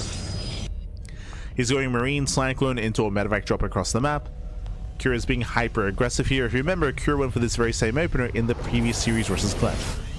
True. He went for this opener on Tourmaline, actually, if you recall. Did go for it on Tourmaline. First Oracle has arrived. The probe is being annoying here. The Cyclone does reveal itself. And are we banking up for a second Oracle? No, this is so risky. this is so risky from herO. Ay, ay, ay. Okay. Just banking up the second Oracle. Curious moving out. This all bearing in mind that the proxy Oracles also mean there's going to be that much less to defend for herO. So it's going to be a much more difficult defense. Especially because herO has all 3 adepts across the map as well. It's about to get rowdy. It's about to get rowdy. We're diving into the main base. Cyclone is in between the bases. Drop into the main. Do we commit on the side? He goes for it. He dives. He wants the Cyclone. He wants it. Do we repair in time? Here the boys are being pulled. The repairs are not in time. The Cyclone goes down, overwhelms the main base. SCVs are falling left and right at the same time. Drop into the main. He does drop in, rushing to the mineral line. So many SCVs are going to be going down, but at the same time, how many probes go down as well? How many probes? Show us what you got. Ooh, does focus on the battery. Battery does fall. Probes are now falling. I do shade back into the main base, and wow, only 2 probe kills. herO's holding. The boys are fighting. Oh my god. Yeah, the boys, they turn to fight. No mining in the main. Sorry, no mining in the natural for Cure. Jumping back into the main base. The medevac will fall. And does get a couple of probes, but nowhere near as many. Nowhere near. I mean, half. As 9 probes go down. herO defends, and across the map, how many workers do we have left mining? 0 economy. Oh my god. 21 SCVs remaining here, and as it all settles, where exactly are we? herO's on just under 2 base saturation. Yeah, GG gets called. Cure's being crippled, and herO takes game number 1. God damn it. GG, well played. A very cheeky build here out of herO. Very cheeky, very chaotic, very risky is what I will say. But in the end, he was able to dive on the Cyclone. If you recall, the first thing to go down was diving on that Cyclone here. As soon as he recognized there was a defensive Cyclone, he did veer his adepts into said Cyclone, shaded on top. Oracles dived in as well. Cure pulled the boys to repair, but the repair was not in time. The Cyclone still went down, and that was game. That was game. The economy was crippled. Meanwhile, back at home, the batteries, they were buying so much time for herO to buy time to minimize losses and to defend back at home as well. GG, well played. With that, herO does take a lead, and now we're jumping in the game. Número 2. Let's go. Let us go. We're jumping to game 2 here, and we'll see if herO will close it out here and now, or if Cure can bounce back. Game 2, 10,000 feet. That's a lot of feet, Pappy. That's a lot of feet. Coming into 10,000 feet, this is another smaller map in the map pool, but the bases are more defensive. What do we say, at least regarding 10,000 feet? It favors momentum. Whoever has momentum can quickly snowball out of control. We'll get a little bit more into it as we load into the map itself. Let's go. Let us go. As herO's locking in. Now, I don't expect to see another proxy Stargate. Not 2 games in a row. No shot. But we could still be seeing something more aggressive in a different way, in a different form. Let's jump in. As spawning in the bottom right hand corner of 10,000 feet, we have the South Korean Protoss player. We have the blue Protoss representing T1. It is herO. And spawning in the upper hand corner, we have the South Korean Terran player for Team Liquid. It is Cure. Here we go. We are jumping into game number 2 here, and again, herO has a 1-0 lead so far, and can he close out here? Now remember, this is a best of 3, by the way. Best of 3 winner of the series will advance on into the round of 4, with the first player to make it to the semifinals and confirm their spot in the offline portion of the tournament in the GSL studio in Korea. Let's go. Meanwhile, Cure, he himself, of course, is going for a double gas opener this time. Double gas opener, faster factory, delayed CC out of Cure.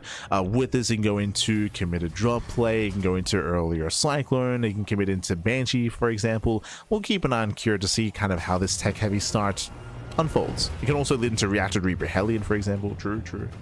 Cure has options. Cure does have options. Discussing the map itself here, again, the rush distance by ground is very short. Actually, it's a very short rush distance by ground, but the bases are very close together. The main, the natural, the third, the fourth base, all these bases are very close together. The distance by the ground is very short, so rotating and defending each of these bases and rotating between them is actually quite easy for the defending player. It can be quite difficult for an aggressing player to break the initial 4-base setup. It can be difficult. Now, there is a caveat to that. Because of the rush distance by ground, if you're being active, if you're being aggressive, if things go awry, a counterattack punishing failed aggression and punishing an overextension can hit very hard. And that's why we do say that typically momentum is favored on 10,000 feet. Games can end early if someone overextends. For now, though, there is that racks into factory early tech lab. Okay. So not going Reaper Hellion or Reactor Reaper Hellion, it's going to be early tech lab on the racks into, I would imagine, an add-on swap into early Cyclone. We'll see if we do come into the add-on swap. There we go. Early Cyclone production.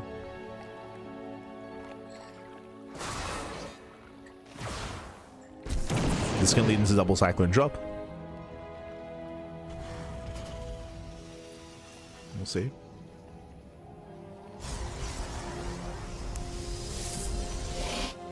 So players are still opening up. CC on the high ground. So there's that starboard follow-up for the eventual drop play, for the eventual medevacs. Oh, Twilight Council opener, not into Blink, into a Dark Shrine. herO, he just keeps spicing it up, papi. Ay, okay. Cyclone will catch out the first Zealot. Nice pickup. There's that recall. Will barely save the Zealots, I believe. herO setting up for the proxy pylons, warping across the map. Now, when it comes to DTs, they can end the game, straight up. They can just show up and then bam, insta GG. We've seen Cure die to DTs. We've seen Beyond die to DTs as well. It doesn't happen often, but it does happen. Basically, it comes down to the mules. It comes down to whether or not Cure mules just before the DTs arrive. If he has no energy, that can end the game. Now, there is another caveat as well. It's possible that Cure does open up with an add-on swap into Raven. So if Cure does open up with a Raven here, then he will have a mobile detection and he'll be okay. So there is a chance that does occur. Likewise, he might hold on to energy as well. We'll keep an eye on those CCs. We'll see if he does have a scan available. Oh, as he does knock the edge. Okay. Cure moves out across the map. Charges on the way. Here come the initial Dark Templar. He just muled.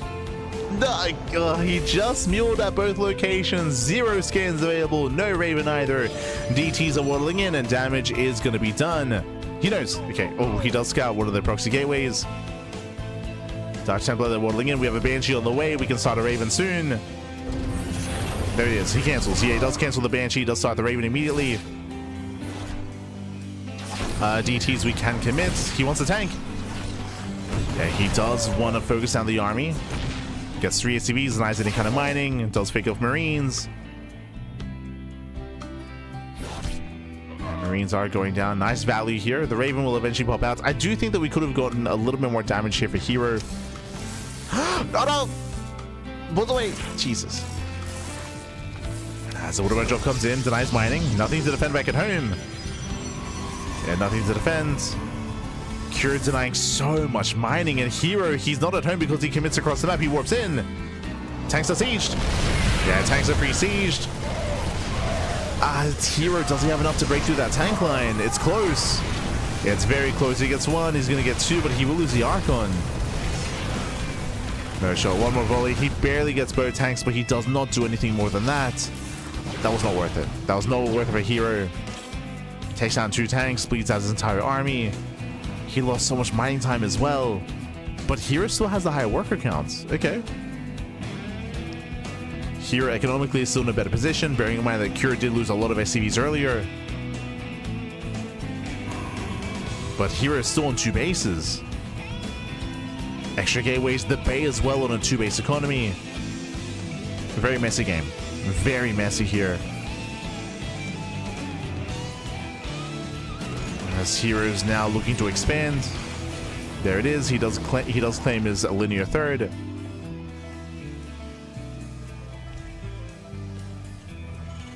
But the main army here is in favor of Cure, 100%. He's got 2 tanks, so there's mass bio. Cure's waiting for Stim. When Stim finishes, he's pushing, and when he pushes, he might not stop. He might not stop. If that's the case, there's going to be 1 Colossus to defend. Here comes a Mass on Siege. Let's go. Yeah, Mass on Siege for Cure. Does he pull the boys? Okay, he's thinking about it. Camera's over the natural. He does. There we go. The boys are being pulled. Stim! No! He gets it! No shot. Stim is denied. Oh my god. Cure, he's going for the all-in. Again, the boys have been pulled. It's all or nothing, but now no Stim. They're vanilla Marines. This is best case scenario for herO. He might still die, by the way. Like, that's still 3 tanks. That's still a massive tank count. Cure, can he siege up within range of the production? Yeah, the armor shred goes off. First tank goes down. Massive tank shots on the Colossus. Does barely survive, but you can see the tank volleys are insane. 1 tank still survives. There's 1 tank left. Stalker's getting low, but there is no Stim.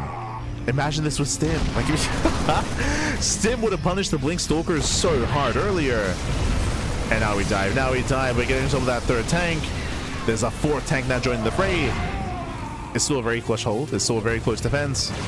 But here he will catch reinforcements. Speaking of free Marines, the 2nd Colossus waddles in. He's got 2 Colossi back. He's gonna lose 1. No, the battery keeps it alive. GG gets called, and herO, he denies Stim. He shuts down the all-in, and herO will claim the series 2-0. herO, he will advance on to the semi-finals. GG. Whew. herO, calm down. GG well played. Very impressive play there by herO, despite having a bit of a rocky start where herO was killing some SCVs, but at the same time there was also counter damage being dealt when it comes to the lack of mining at the natural. It was a very tense early game. Very tense.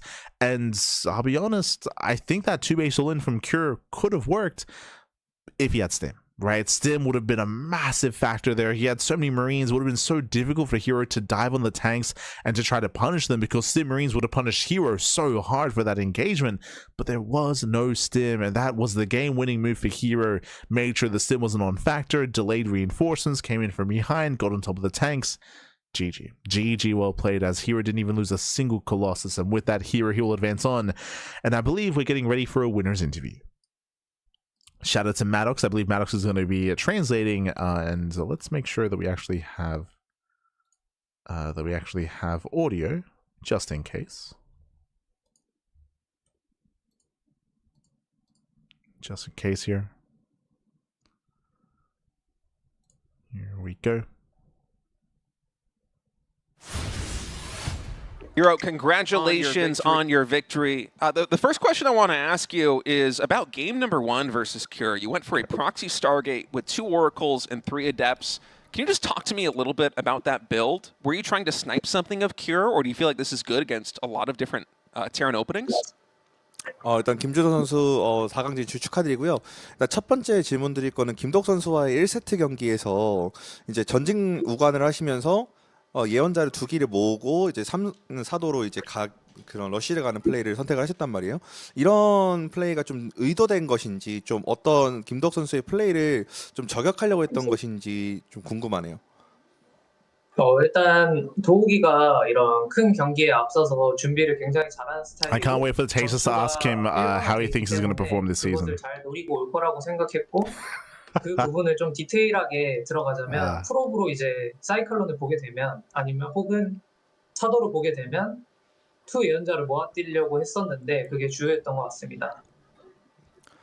Yeah, in these important matches, Cure actually prepares a lot. So that being said, he actually tries to prepare my Blinkstalker build, so I try to counter his moves to counter my Blinkstalkers. So yeah, so going to the details. I think if either my probe or the adept sees the initial cyclone, then I would just not send off my first oracle and just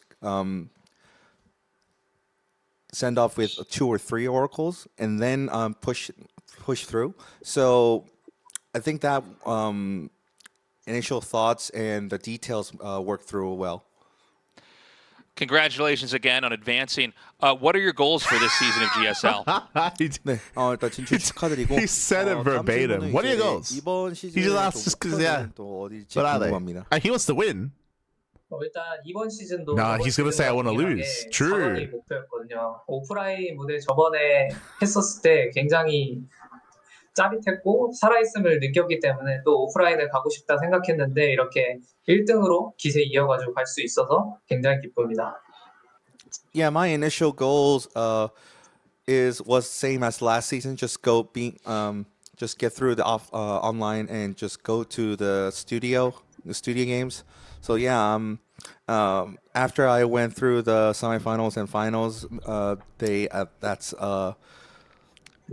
that last day. Actually, I felt alive with a lot of crowds playing in the live audiences. It actually made me feel much more confident and much more alive. So yeah, I'm glad that I get to feel that once more. Congratulations on advancing to the round of 4. Best of luck to you. 네, 감사합니다. 감사합니다. So what I would have loved to have heard from herO, and I mean I guess I appreciate that State did ask something a little bit more particular about game 1, I suppose, especially because we don't often get to hear from our players and hear their perspective. I would have loved to have heard, and this is what I would usually do for ANZ Champs, is ask herO about Clem. It's Clem's first time playing in GSL, right? And Clem, he's still playing in some of these upcoming matches.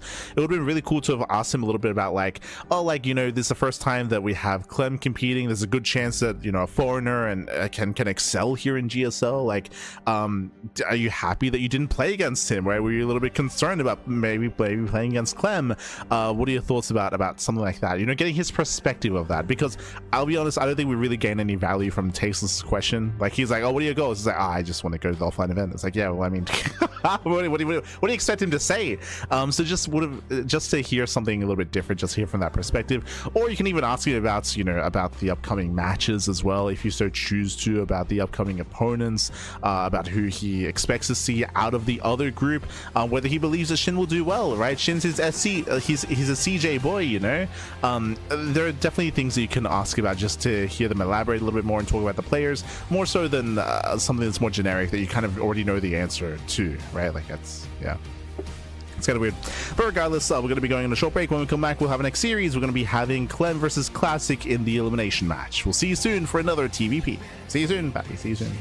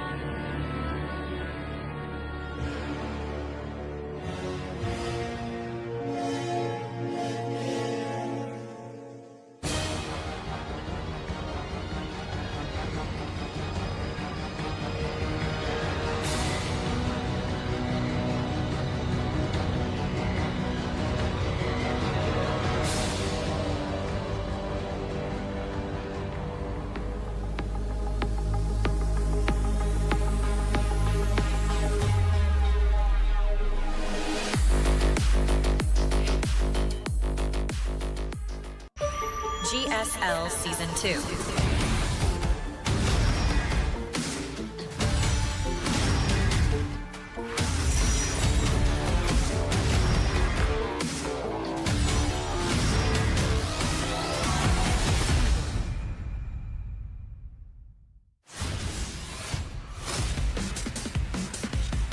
And welcome back, everyone. Welcome back. Welcome back to the elimination match, the second last series of the broadcast here.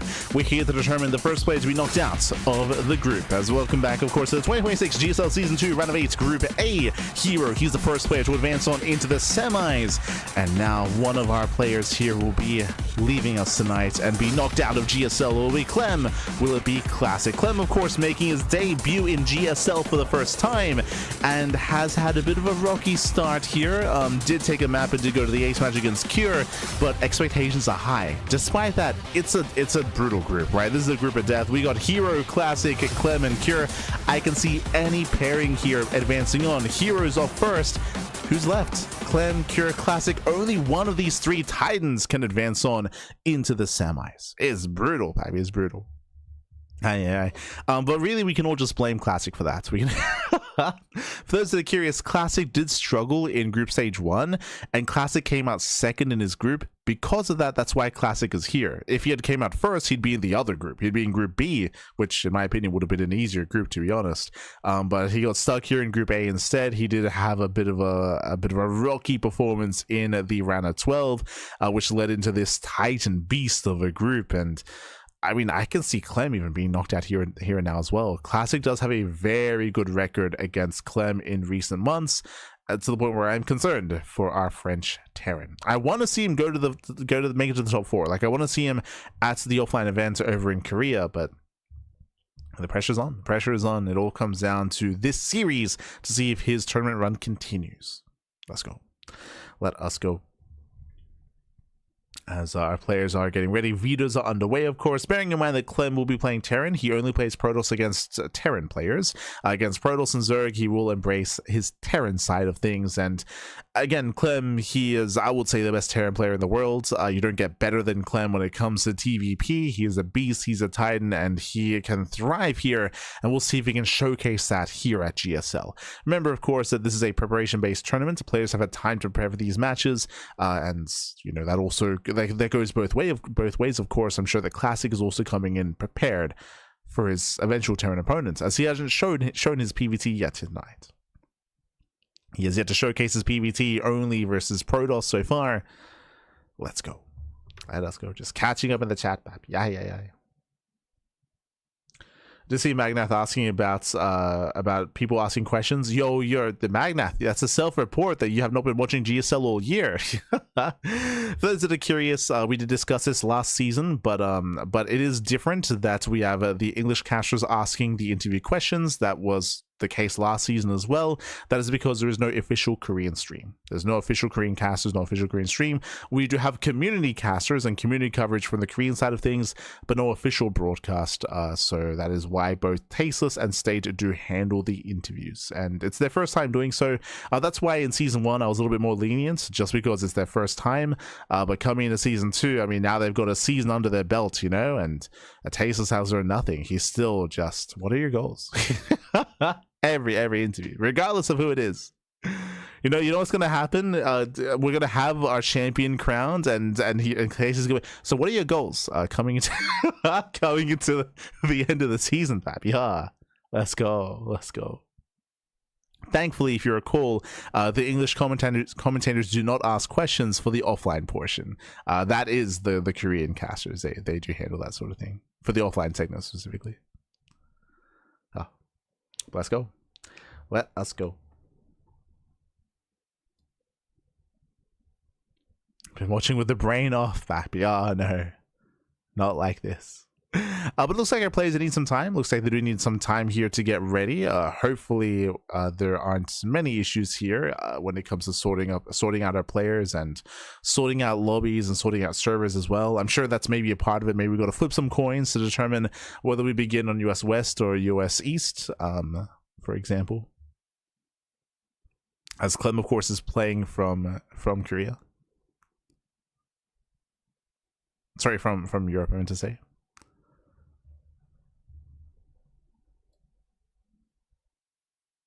It's playing deadlock in between games. Oh no. Oh no. Clem, he's lost in the rift, Bappy. He's lost in the rift. That's the best way to practice Protoss, to be fair. He's getting ready for his rematch versus Cure. True, true.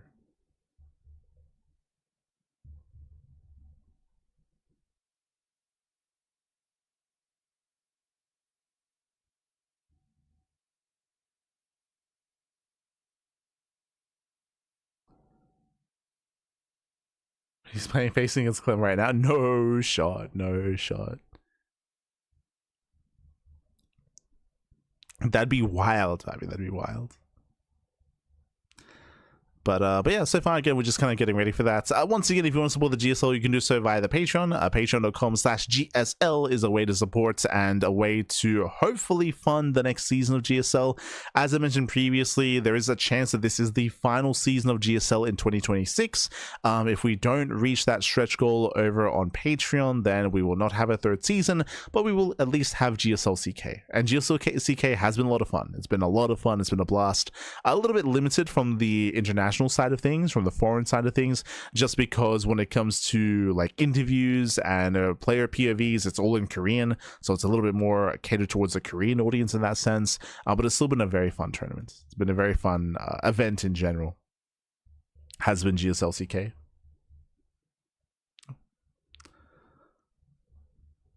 Otherwise, of course, shout out to Intel for sponsoring. Intel Onside for sponsoring the event. Intel Onside. I feel like we should have an onside logo here as well. I feel like it's kind of weird that we don't. A little bit odd.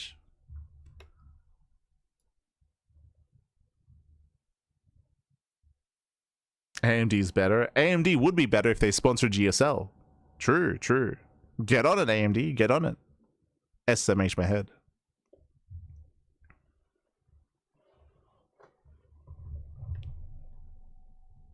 They got a sponsor to earn that. They got a sponsor. Are outside sponsoring? Yes, they are. Yes, they are. It looks like we have our players. We have our players. We are set up. Let's go, baby. Let's go.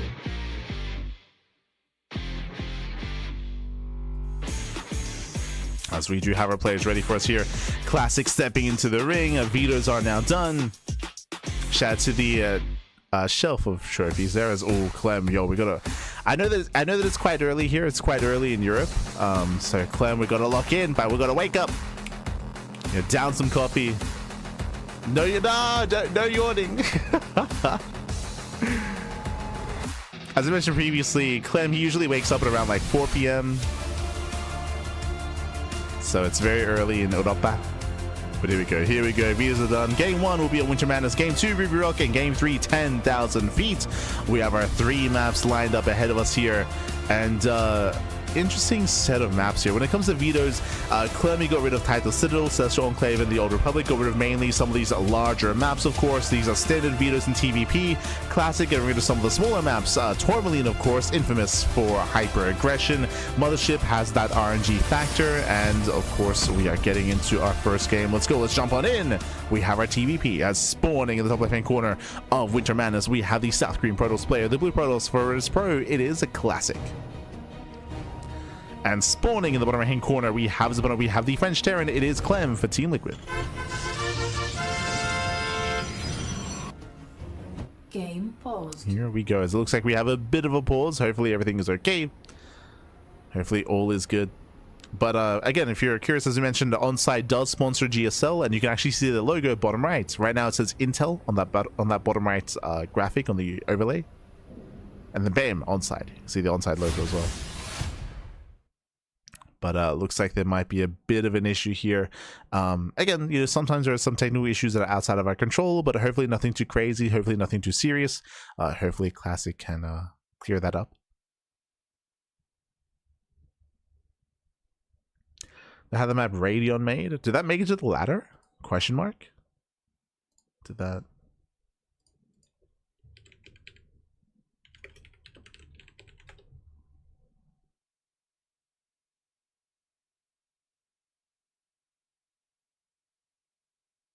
Radio. That's a Brood War map. Oh.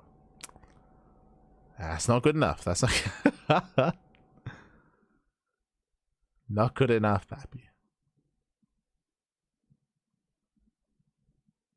That was showcased last year. Okay.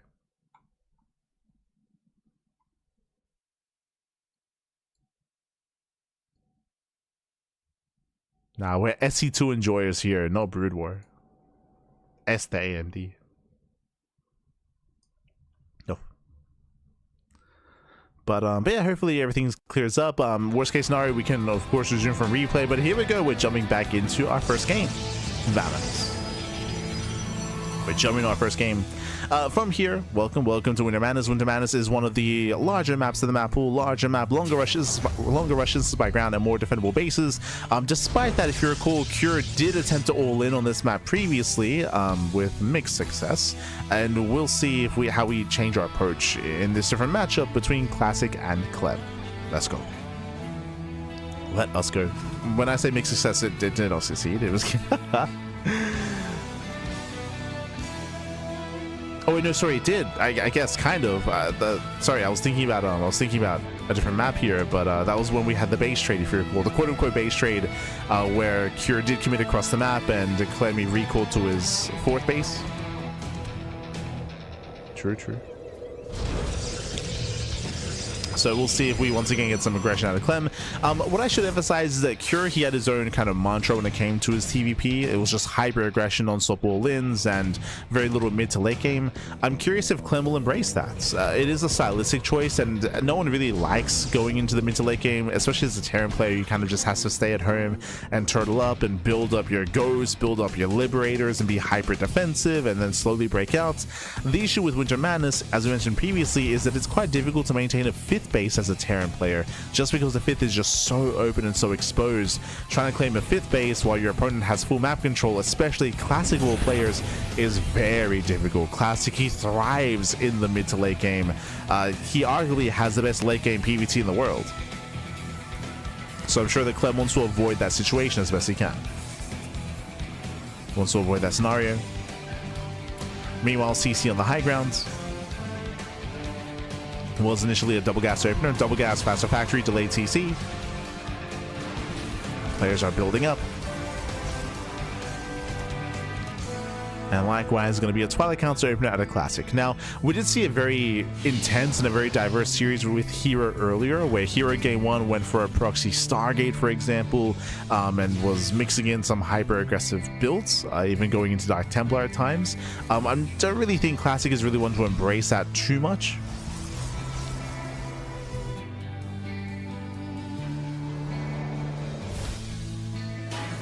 Again, he does thrive in longer games typically. Very different kind of Protoss.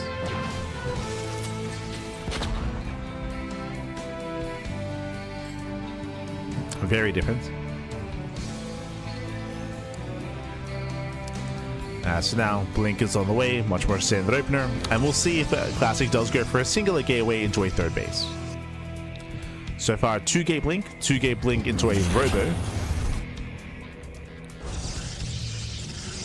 And eyes are on Classic to see if he throws down instead a third expansion or another gateway. At this point, it should be a third. Oh, no, never mind. Third gateway gets thrown down. Classic playing safe. At the same time, Clem does move out across the map with his initial drop. Remember, he did open up with a double gas, a faster factory, faster starport. 1-1-1. Classic will delay mining, but very nice save out of Clem. This will delay the orbital, though. True. Orbital is going to be delayed. Joel moves in as a recall back home, and Classic will hold. Yeah, he shuts down the drop, zones away Clem. Rebirth pokes into the main base, getting eyes on gateways, and might even get a probe. Clem looking to delay the third base, and gets a Stalker, not bad. Gets one, can he get two? He can. He's hunting down the second probe at the same time. The Reaper is left idle in the main. Reaper is picked off. Clem does give chase, catching out to that second Stalker. And not a bad trade here. So Clem, he will lose 1 Marine. He does get 2 Stalkers and delays a 3rd. Does lose the Reaper as well. At the same time, Classic going for his own counterattack as he moves out. Raven moves in, catching out more probes. We're getting messy. We're getting messy, Pappy. Ooh. As he does not get the Cyclone. Oh my goodness, he doesn't get the Cyclone. Yeah, Cyclone base survives somehow, some way. Classic, he did miss control. Tank is in position. And Clem holds. Clem, he holds, he defends well.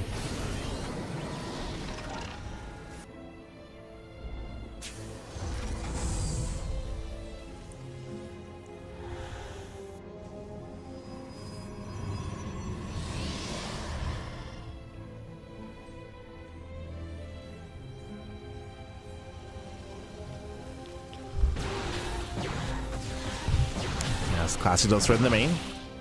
Diving in, trying to find some counter damage here. 4 Stalkers taking 1-shot SCVs, getting 1, 2, 3 SCVs so far. This time, once again, we'll knock at the Cyclone. Clem with some very clutch micro. Saves the Cyclone. Pinning down Classic. And we're building up into a longer game state. Charge on the way. Colossus production has begun. Classic securing his 3rd. There's that recall back home, saving the War Prism. Meanwhile, Clem, he is going for the early push. This is very similar to what Cure did, if you recall. This is hitting pre-step. So Clem, he moves out. Classic does spot this. It's on the Classic to slow this down.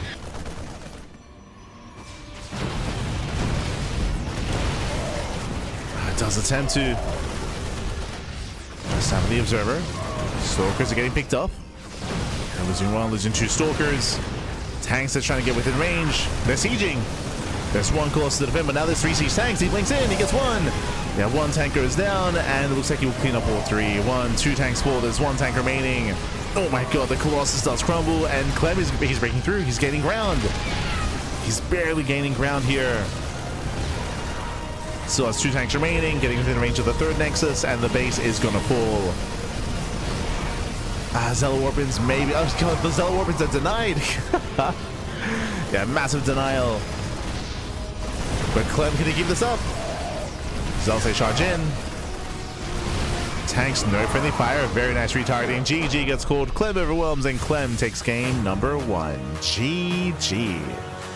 Whew, GG, well played. Just like we saw with a Cure previously, we saw Clem likewise move out pre-stim, move out with 3 tanks and break Classic. Classic did scout this ahead of time, was able to engage ahead of time, but despite that was not able to stop Clem from snowballing out of control.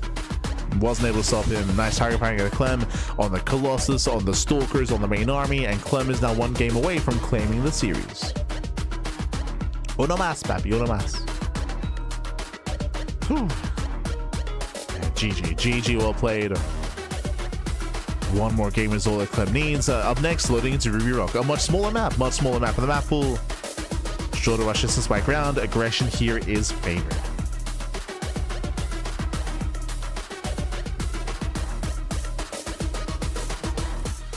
Aggression is favored. So we saw the same build on Winter Madness twice now in different series from 2 different players, from Cure and from Clem.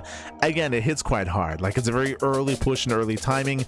I will say that Classic had a better reaction, a better response this time, but still was unable to stop the Terran army. Unable to stop him.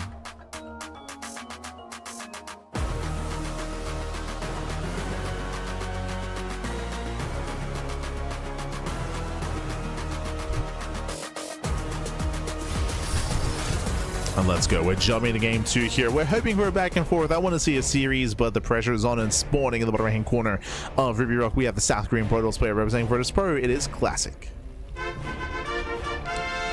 And spawning in the bottom right hand corner, we have the French Terran player, the Red Terran. It is Clem for Team Liquid. Yo, we just gotta speed through the intros, pap. Yeah. Gotta speed through them. And welcome to Ruby Rock. Ruby Rock is a smaller map of the map pool. Aggression is favored on a map like this. Now, last time we were featuring Ruby Rock, herO did go for a proxy Stargate. Meanwhile, this time we're expecting something more standard here out of our 2 players. Classic moving out for a probe scout, so no shenanigans out of Classic.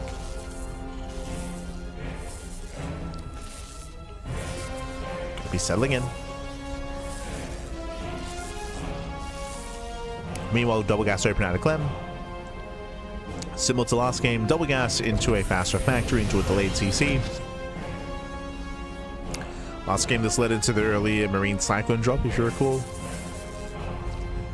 We'll see if we open up the same once again. This classic is being very annoying. Oh, he wants that SCV. He wants it. Oh, he wants it. He wants the SCV. Un poquito más. Oh my god. As he settles for another worker, they're both very low on HP. That probe is... He wants it! Oh my god. He wants the SCV. Casito, papi Casito. He comes back in. Once again, Clem does pull away. Some intense micro this early on. Here as two workers are zoned away from the mineral line. They cannot mine. He's trying. Classic moves in. Oh my god. Yeah, he moves in once again. And a Casito almost just barely not able to engage. Factory has been thrown down, and again, nice control here by Classy, just causing some chaos here early on. There's a recall back home. Classic, he escapes. He gets away with the probe. The value probe, happy. The boy himself.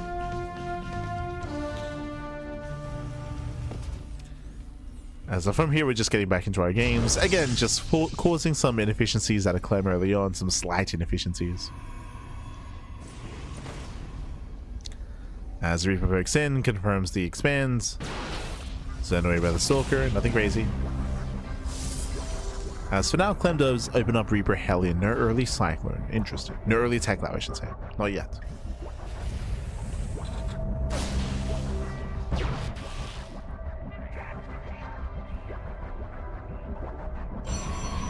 As we are committing a little bit harder here into Reaper Hellion. At the same time, Classic going for his own take of choice, going for his own Twilight Council.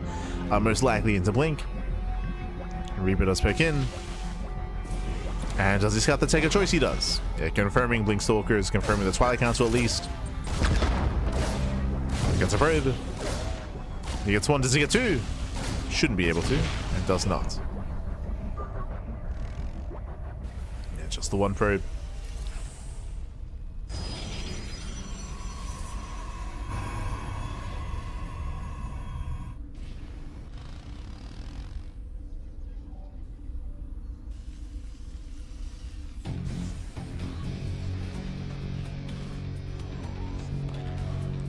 From here, players are building up. We have our Gateway Explosion. I believe this is 3-gate Blink.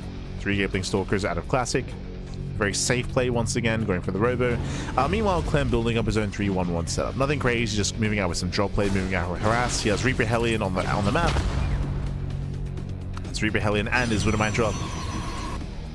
But now Classic is distracted. Uh-oh.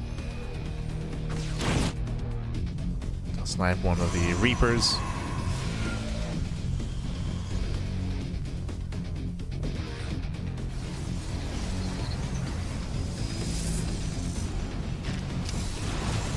Drops him between the bases.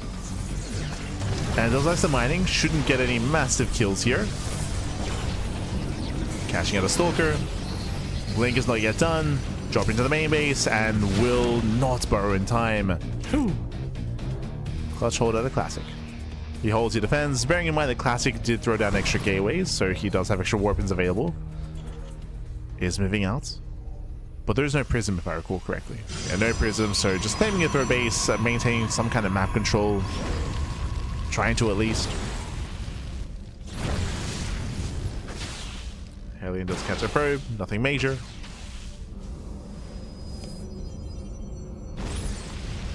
Hellion gets eyes on the gateway count. And Clem getting ready back at home. So 2 bunkers at the natural, tank in the main. Clem looking very secure on 2 bases. Now from here the question becomes, does Clem commit or do we expand? We have yet to really experience a 3-basing Terran player this tournament, this broadcast, sorry, I should emphasize.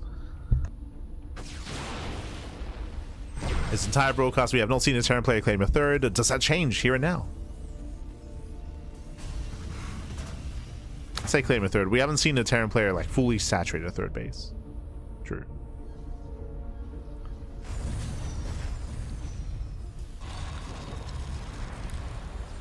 So we'll see if we get there.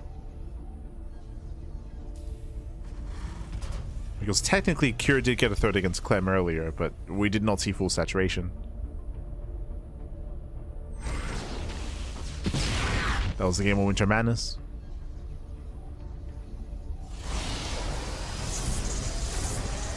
That's Classic building up in towards Colossus, throwing down extra gateways, securing his mid-game army. Meanwhile, Clem's still waiting for his upgrades. I could be mistaken, but I don't see an eBay. Yeah, no eBay, no +1. He is moving out with drops, but I don't really see much leading into a longer game state here. Finally, okay, there it is. eBay now gets thrown down. So Clem thinking about +1. Thinking about a longer mid-game. Otherwise, why throw down the eBay? Clem is moving out. Behind this, Clem should be expanding. Eric's in, picks up a pylon. Main army through the center. Nice catch on the Stalkers. He gets one, he gets two. Yeah, very nice big two Stalkers go down, and I was waiting for it. There it is, third CC. So Clem is expanding, is not going for an all-in. He's being aggressive, don't get me wrong, but is still expanding. Oh, Clem with the ninja, sorry, Classic with the ninja base. I say ninja, I mean, it's still on his side of the map, but does claim his fourth, a little bit further out. Hidden expansion for Classic. Clem looks like he will scout, he will confirm. Based on the rally.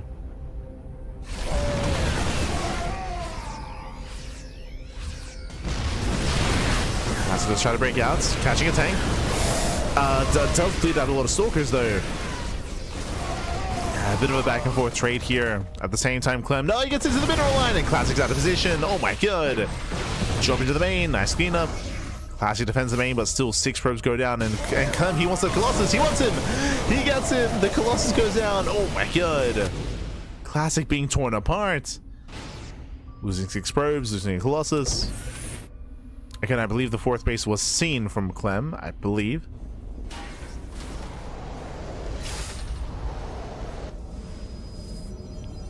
Classic's was trying to be active. Yeah, you can see Clem rotating over towards the 4th base. At the same time, though, Classic's moving in. Uh-oh. We're getting a little bit messy here. We're getting rowdy. This expansion's exposed. Classic will knock down the 3rd. At the same time, Clem is going for the 4th base, but that doesn't really matter as much. Yeah, the 4th has less value here. That's gonna be a kill. Yeah, massive pickup. Kills the CC. Clem is in trouble. This 4th base going down doesn't really mean as much, and Classic's going for the kill, he's going for the natural. He busts on in, Clem out of position.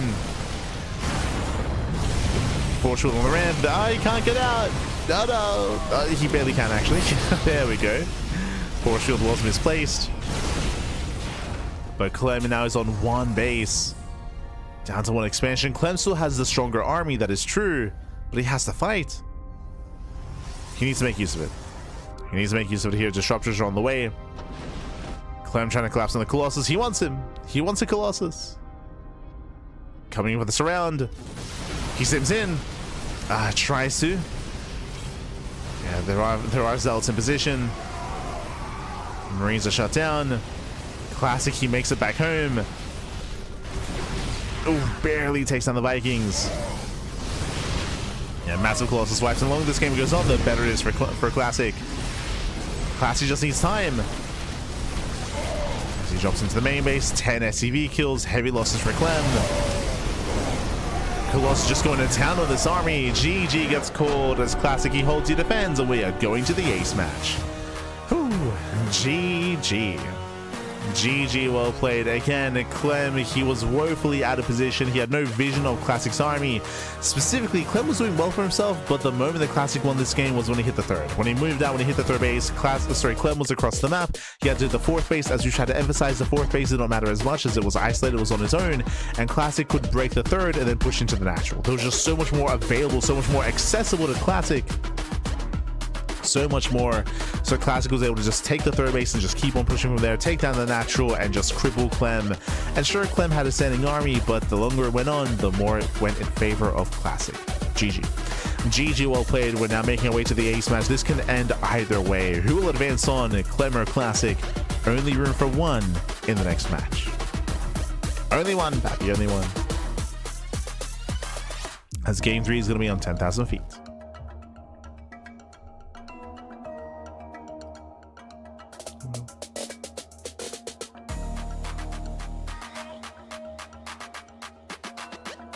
Bra.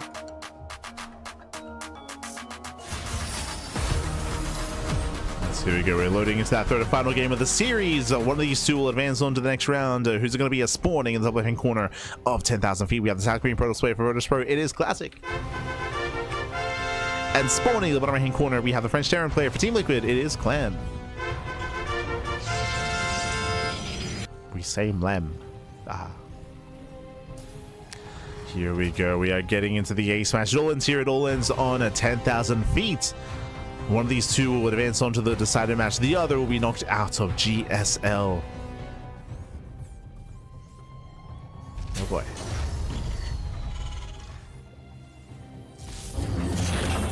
Again, we want to see Clem go far. We want to see him do well.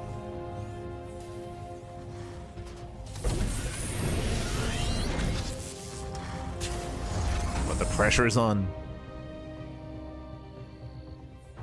Want some foreigner representation, Pappy, in GSL. True.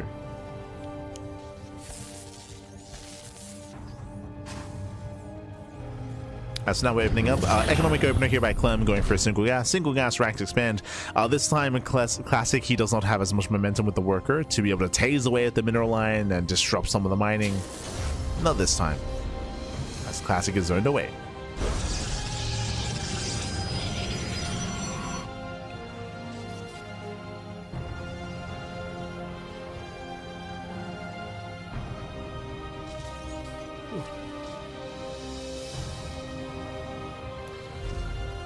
There's that CC on location.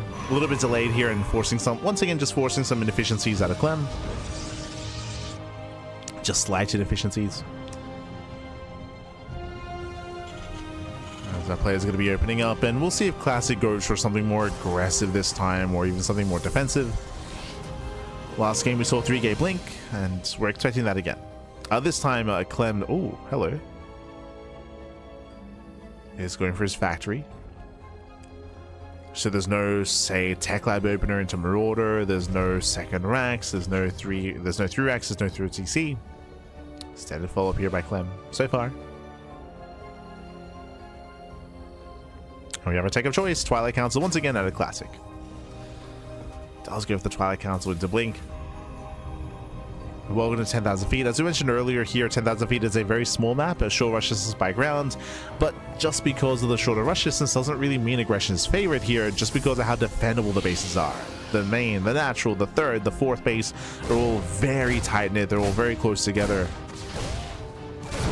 So being the defending player and turtling up on 4 bases, it's not unheard of here. It's a little bit easier on 10,000 feet. But we'll see, we'll get there.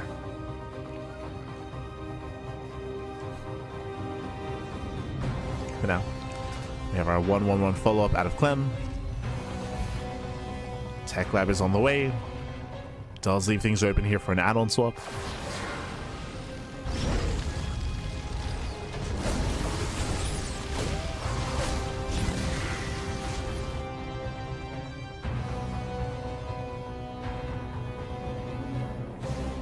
So Classic is going to be zoned away.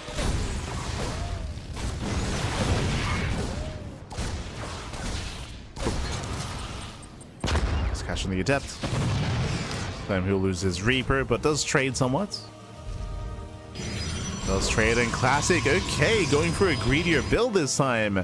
Does go straight for the third. Yeah, straight for the third expansion. This time, I believe, 2-gate blink. 2-gate blink, no robo, straight into the third base. Hyper greed out of Classic, delaying his robo, delaying his third gateway. So Classic for the first time does cut corners, and we'll see if he gets away with it. This typically means that Classic is going to have a stronger mid game, as he will have a greater economy and a larger army as a result of that. The pressure is on Clem to punish Classic. If he fails to do so, then Classic is going to snowball out of control. The pressure's on.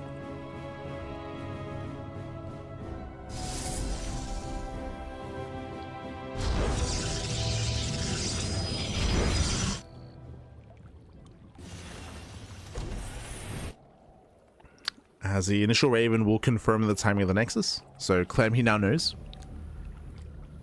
Once he sees the base itself. Clem pokes in. Stalkers are in position. We have our charge follow-up here into Ligature Bay.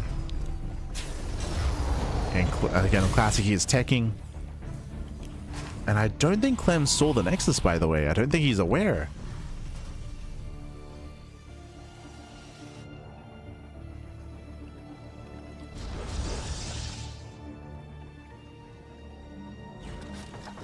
So far, Clem is cornered.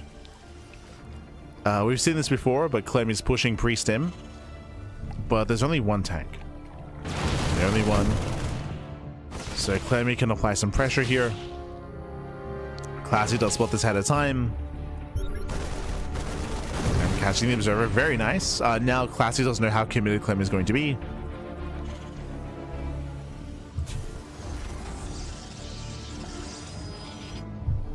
And Classic is unaware. Clem, he does not push. Stays in the center. Classic searching for any kind of rotation. Checking for the army. And it looks like Clem, he will hit with Stim. Yeah, Stim is about to finish up. Here come the reinforcements in the medevac. He's got his Widowmine, still only one tank. And Clem, can he break that third? Can he break through? Oh. Tank does siege. Tank does siege up, charge is now done. Forcing friendly fire. We have order stars coming from behind as well. Not bad, catching out 5 probes. Oh, but the Colossus has arrived. Yeah, massive swipe of the Marines. So far, it has been some decent economic damage at least. But you can see Classic getting ready for this round. Yeah, it's coming from behind. He wants a tank. He's going to get it. Tank goes down. Yeah, avoids a Widowmine shot as well. Very nice engagement from Classic, and he should clean up all these Marines. Clem has to get the hell out of here. He does get caught at the same time while he's distracting Classic, going for a double drop into the main.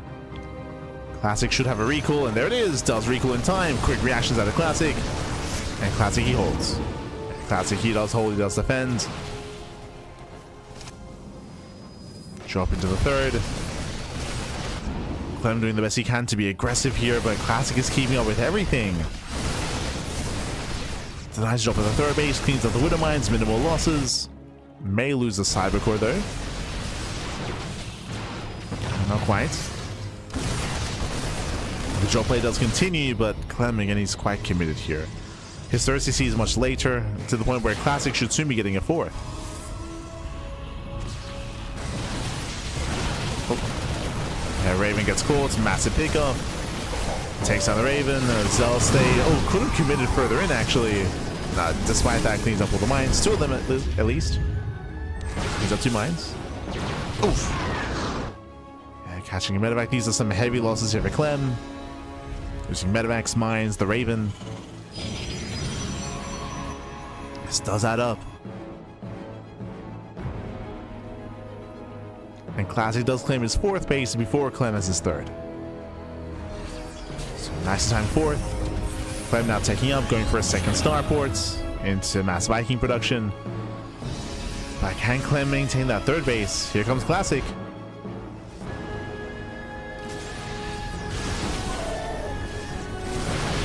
Crazy Link. Oof. Yeah, blinks in, bleeds out one of the Stalkers, bleeds out 2 Stalkers. And 2 Stalkers go down. We just keep reinforcing. Classic is going for the kill. He wants to try to break Clem here and now. Denies the 3rd. He at least denies the 3rd base at the same time. Nice counter drop. Yeah, very nice. A lot of probes going to be going down. Clem force a lift. Classic again. He doesn't quite break the natural. Doesn't need to. Doesn't need to. Oof. Medevac falls. Classic defends. Now he can fix it on the army. Nice focus firing as well. And Clemmy is struggling.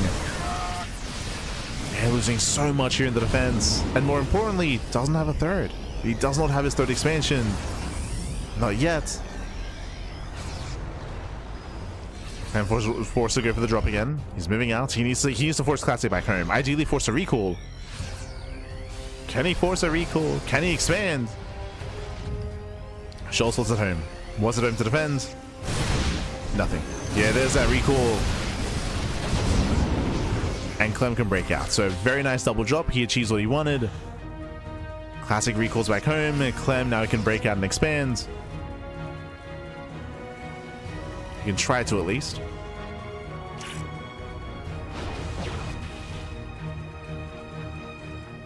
Oh, that's 5 probes going down. No, the double jump! No, they're full! Oh my god, that's two full Medivacs go down. Ay, ay, ay. Clem shaking his head on cams. He will deny the prism, but that's not the same. Yeah, the prism will get away. Oh no. Yeah, Clem not feeling good about this.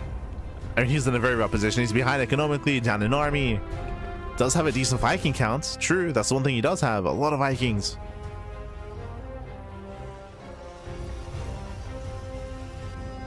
Clem wants to be active. He wants to. If he ever does move out, then the observer will confirm for Classic and let him know to engage.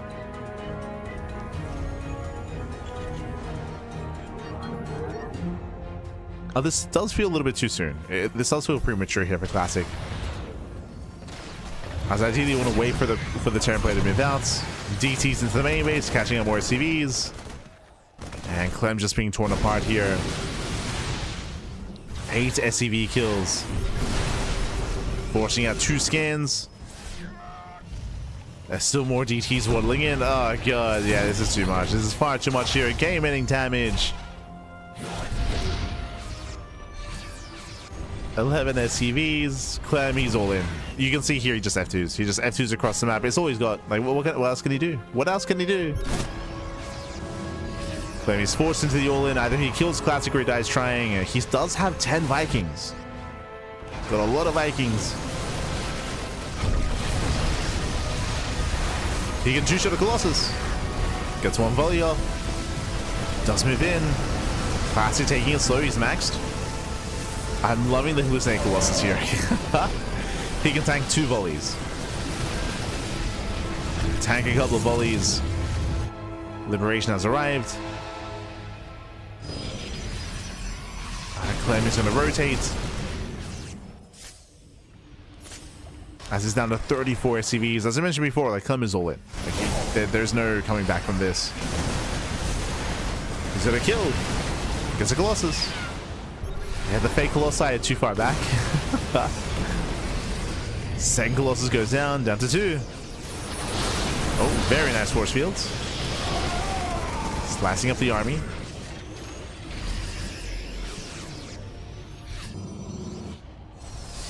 And Warpins are coming in from behind. Again, this army from Clem isn't really getting much bigger. But he has been trading well. Sets up all the freedom zones. That's a lot of liberation. Prism goes down. Free damage here on the Zealots. Clem, he can do this. He can do it. Liberators are late to siege. Yeah, they're late to siege up. Despite that, they maintain their position. Let's turn back the army. Yeah, still a messy engage here. The Vikings, they almost get another Colossus. We're down to 2. Down to 2. Down to 1. Yeah, 1 Colossus left. Again, this is not a clean defense at a Classic. He's got 1,000 minerals in the bank. Yo, we got to warp in. Spend your warp ins, Pappy. 1,500 minerals. We have been missing warp ins. Yeah, there it is. Defensive warp in behind the army. Classic still has 1,000 minerals in the bank. Classic's lack of macro it's killing him. Clem, can you do it? Again, these Liberators, they're the MVPs. They're the MVPs. As Classic just cannot engage, there's so many freedom zones.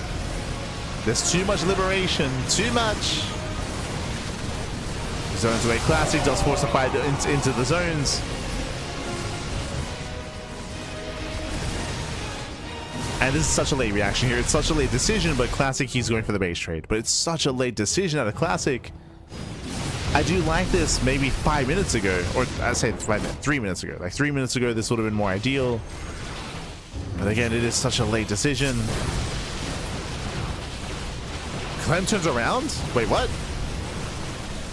Okay. Clem does turn back around. He wants to collapse in his army. At the same time, Classic can't always recall. He has to get out of here. He's going to leave. Classic pulls away. But again, this is giving time for Classic to warp in. He's been given so much time. I say that, we'll still lose the Colossus. Massive pickup. Colossus goes down. Clem does give chase.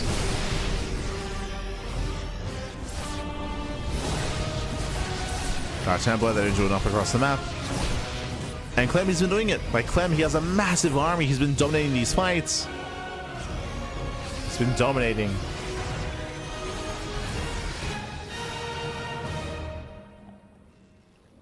Classic warping in more Dark Templar. There's no, say, Immortals or Disruptors with the army.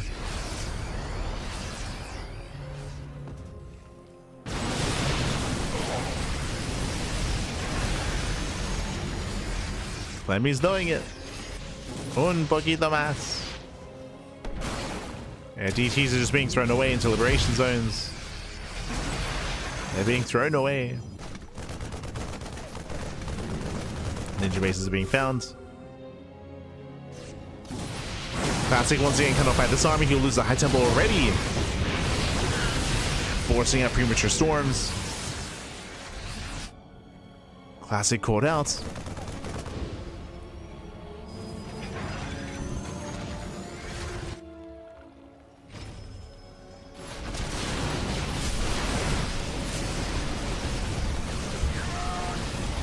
Yeah, he's getting caught out here, getting pushed around. The Classic going to be losing everything. He does catch some reinforcements, but again, he has to leave. Classic, he's got to leave. Pulls away. These fringe bases are getting up and running. They're getting somewhat saturated. I spoke too soon. They're going to be shut down. This was a bit of a waste here for Classic.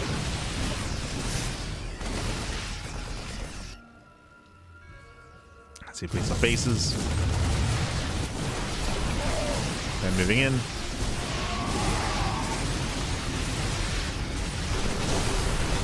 Does take a storm to the face, but he's so Marauder heavy. He can tank storms. He can tank it. He knocks down one base, now going for another. Has plenty of energy for scans. Jesus. Clem has not been muling. He does so many scans. Classic's just being so annoying, just non-stop counterattacks, forcing him back home. Oh, catching out two Liberators, okay. Nice catch here from Classic. Gets into the mineral line. Classic doesn't need to pull away. Oh. That's a little bit risky here. 4 mules.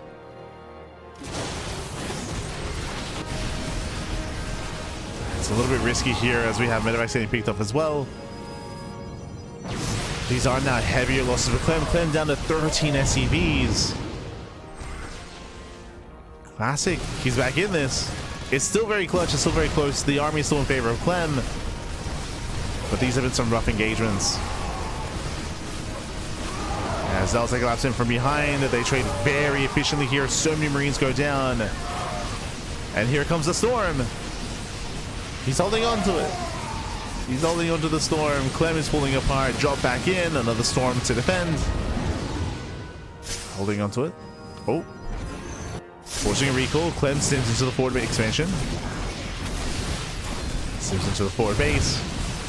Cashing out a mineral land. That's a lot of probes going down. Oh my god. Heavy losses for Classic.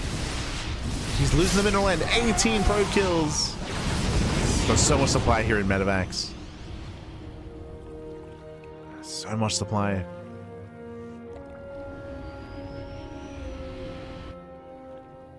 We're getting messy. Clem at this point is on a 1-base economy. There's nothing left in the main. There's like 1 patch at the natural. It's just his third. It's just his third base. GG gets called. Yeah, Clem, he cannot maintain himself. And Clem is out of GSL. GG. Whew. GG, well played. A very intense couple of moments there. Classic had this game in the bag, by the way. He had it in the bag, but then we were missing warpins, missing macro cycles. Clem had the bigger army, and Clem, he made Classic work for it. It went down to the wire towards the end there. In the end, Classic was able to backstab one too many times, cripple the economy, and again, Clem just could not sustain himself, and he was bleeding out some high-tech units, bleeding out Marauders, bleeding out Vikings as well. Liberators meant to say. Again, some heavy losses there for Clem. He could not sustain them, and his army was getting weaker as Classic was maintaining said army. GG, well played. Clem is out. Again, Classic will advance on into the decider match. It's going to be one final series, a best of 3 between Cure and Classic. Whew. We'll see you soon. We'll see you soon after the break. Oh, see you soon, Pappy. See you soon.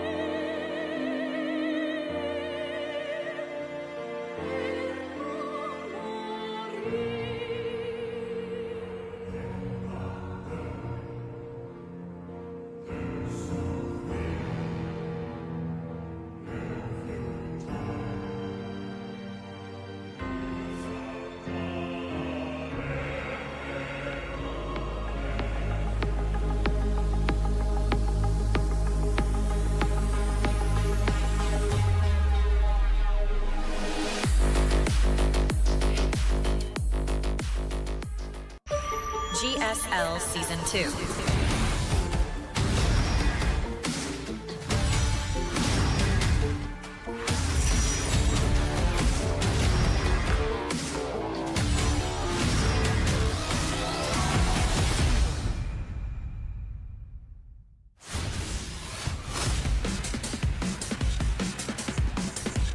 And welcome back, everyone. Welcome back to the final series of the broadcast. Welcome back to the 2026 GSL Season 2 Ro8 Group A broadcast. We have our first player advancing on in herO, and we have our first player being eliminated in Clem. Clem, he is out of the GSL. We just saw him struggle a little bit more here against Classic. Man, I say struggle, there was a back and forth, very intense back and forth dynamic series. Classic, he will advance on to the final series, to the decider match to face off against Cure for one final chance, one final slot in the top 4 in the semifinals. Let's go. One spot left here. Either Classic or Cure will advance on into the top 4. Who's it gonna be? Another Protoss or a Terran player. Let's go as the PVTs continue. Again, Classic and Cure are just getting ready here. Vetoes are underway, and soon we'll be jumping into that final series. Let's go. Now, when it comes to Cure's TVP matchup, we'll discuss it. As up first, we have Classic. Classic again he had a nail-biting series versus Clem. Very close, very intense, very back and forth, where he barely made it through. But it's not over yet. He has another Terran Titan ahead of him here. Clem's teammate, a player that does often share builds with Clem. Both on Team Liquid, of course, and a beast in his own right. Here he is, Cure. Cure. He has some of the best TVP in the world, and if you recall, earlier we showcased Cure versus Clem, and Cure had a very aggressive style. We saw nothing but all-ins, non-stop all-ins, non-stop pulling the boys. Cure was very in the face of Clem. But does he show that again, or is he forced to play mid-game? Is he forced to macro instead against Classic after showcasing that more aggressive style? We don't want to rely on that too much here, and not in this group. No way in Classic, I'm sure, was watching those games. I'm sure he was watching. Here we go, Vitas are done. Classic does get rid of Tourmaline, Mothership, and White Rabbits. Cure gets rid of Old Republic, Central Enclave, and Title Citadel.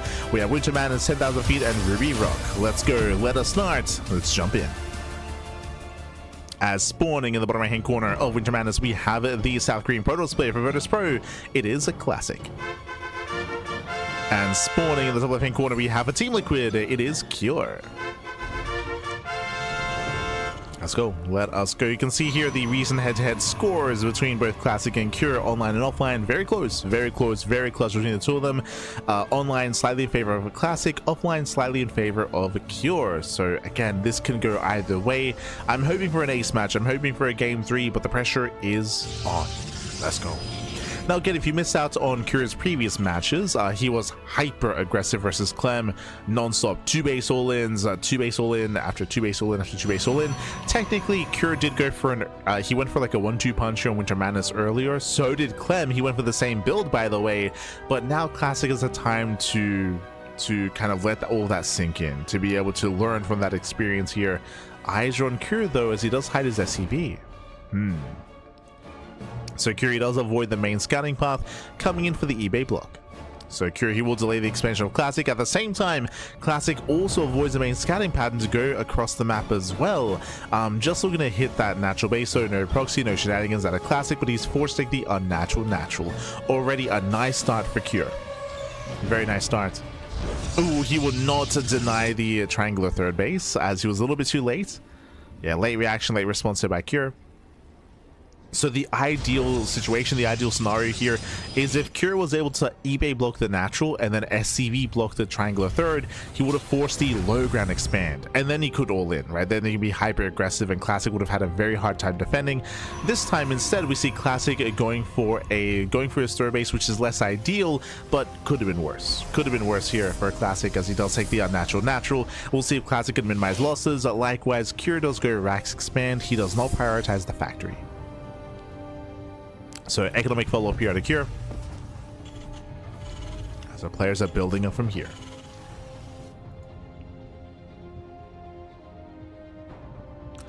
Just catching up with the chat. SDI stand up. Yes, I stand. That's why I always love cheering South Korean SE2. I mean, we cast everything: European StarCraft, American StarCraft, Korean StarCraft. We cast more StarCraft than anyone else out there. More than Wardy, more than Steadfast. That's what we do, baby. That's who we be. To be fair, recently we've been dialing it back a little bit. 2026 has been a little bit leaner for us as we've been taking care of ourselves a little bit and sleeping a little bit more and casting less European events, less than usual. But we're taking it a little bit easier this year. We're still casting twice a day every day, but taking it easy. For those who weren't here for it, we were live earlier this morning with Pegasus Cup. Pegasus Cup was this morning. GSL this evening. She's at, did Clem get eliminated? Yes. Clem, he did get eliminated. He is out of the GSL. Ooh, nice catch here by Cure. Got a very intense series versus Classic.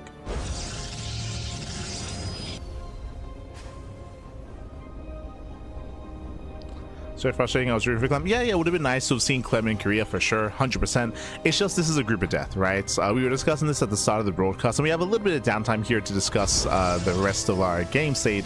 Again, I was having a really hard time predicting this group because we had herO, Classic, Cure, and Clem. Any of those 4 players could have made it through. Like, it was not going to be easy for anyone. So it was just a really unfortunate group for Clem because he was in a group of Titans, a group of death. Yeah. But here we go. We see Cure pushing out early on, bearing in mind that he does not have Stim or anything of that nature, but Marines and a Cyclone. We'll see if he can catch a Stalker. Thankfully, Classic does have his battery in position, so he can defend. He can hold. If you recall, we saw the same build, the same opener from Cure versus Clem earlier. Oh. As Cyclone does get the lock on, the battery is in position, and Classic defends. So far, so good. We can see Cure reinforcing, though. Is rallying his tank across the map. Cure, he wants to try to break through. Backing up. Just a repair, okay. As we can see that Cure is still reinforcing. What's he making? Vikings and tanks. With Viking reinforcements, it's basically an all-in. So Cure is going for a massive all-in. No Stim in production, no upgrades on the way. Does he get a tank shot off? He does! Massive shot! Yeah, massive tank shots. With these Viking reinforcements, they're designed to land. Landed Vikings do a surprising amount of damage to gateway units, so this is a straight-up all-in here from Cure. Does repair the Cyclone. A couple of boys are pulled. It's all or nothing for Cure. This is it. He lands the Viking. This is his moment. And Classic's out of position. And you can see Classic with most of his army across the map. Classic is not ready for this. He's in trouble. Cure moves in. Yeah, he moves in, does siege up within range of the expansion. Battery goes down. Classic trying to come in from behind, but again, these reinforcements, this army is so late. He gets 2 Marines. Yeah, 2 Marines go down, but the Viking is behind the tanks. He's ready. He's ready for the dive. You see the boys are repairing. Ooh, and the tanks, they still go down. The Immortal, wow, the Immortal comes in. Massive shots going off. The tanks go down, and Classic is holding. Yeah, Classic, he does hold. The Nexus survives. Nice blink control. The Stalkers are very low here. But now there are no more tanks, no more Cyclones, no more Vikings. Only a handful of the Marines. And here we go. He blinks on in. We'll bleed out a couple of Stalkers, but again, the all-in has failed. Whew. Again, intense defense there from Classic, bleeding out 2 probes. 2 probes, 1 Immortal, 7 Stalkers. A stronger trade here for Classic. Cure behind this, remember, he has no upgrades. He has nothing. He has no Stim, combat shields +1. Upgrades were left by the wayside. They fell by the wayside in favor of this timing. Third CC's on the way. A very delayed third base, delayed +1, delayed everything. Now there is a way to recover here. Cure has a chance to maybe find some damage. He's going for some Viking harass. He can maybe punch these Stalkers, but the pressure is on Cure. We blink in. Unfortunately, not Stim. Denies combat shields, and we'll bleed out a couple of Stalkers. At the same time, nice Viking harass. That's a lot of Stalkers being thrown away here. This was expensive harass out of Classic. As the Viking does get 3 probes. Okay, not a bad amount of damage. 3 workers go down. Cure claiming his third base.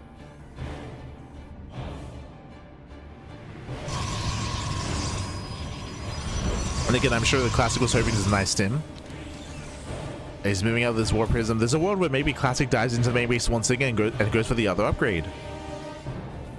There is room. Yeah, there's room in the main. Prism has arrived. Does Classic dive? He's going for the tank. And the tank will go down. But he doesn't blink into the main base. So Stim will finish. Stim will complete. Ooh, Prism gets cornered. Does it go down? Jesus. Barely gets away. Classic, cuidado. Be careful, Papi, be careful. And Premier Classic claiming a 4th base, building up his Colossus, looking very comfortable. Marines are denied, and do we get the medevac? We do. Massive pickup. Full medevac goes down. Again, because Kür is behind, he's desperate for damage. That's why he's going for these drops. That's why he's taking some risks. He needs to. Just staying at home and macroing is not good enough. Oh. Classic wants to hit his timing. Thermal Lance is still not yet done. Classic wants to move in. Going for the Colossus draw, let's go! Drops into the mineral line. Free damage. Catching out 2, 4 SCVs, very nicely done. There's nothing to be afraid of, we can just pick up and pull away. And nothing major, but he's slowly getting damage here, and he's slowly getting more ground. Classic claims his 4th base, now claiming a 5th base. Classic has map control, and you can see him snowballing out of control. We spoke about this in the previous series, where Classic, he has the best late game PvT out there in the world. Better than Max, better than herO. This is where Classic thrives, and he's been unable to really get here in any game up until this point in the broadcast. But Kür is forced into a longer game due to the failed all-in, and now Classic can thrive. Now Classic can just spread his wings. As he double expands, taking both high-yield gas bases. Yeah, both expansions in the center. Crazy greed. But I mean, again, Kür can't stop him.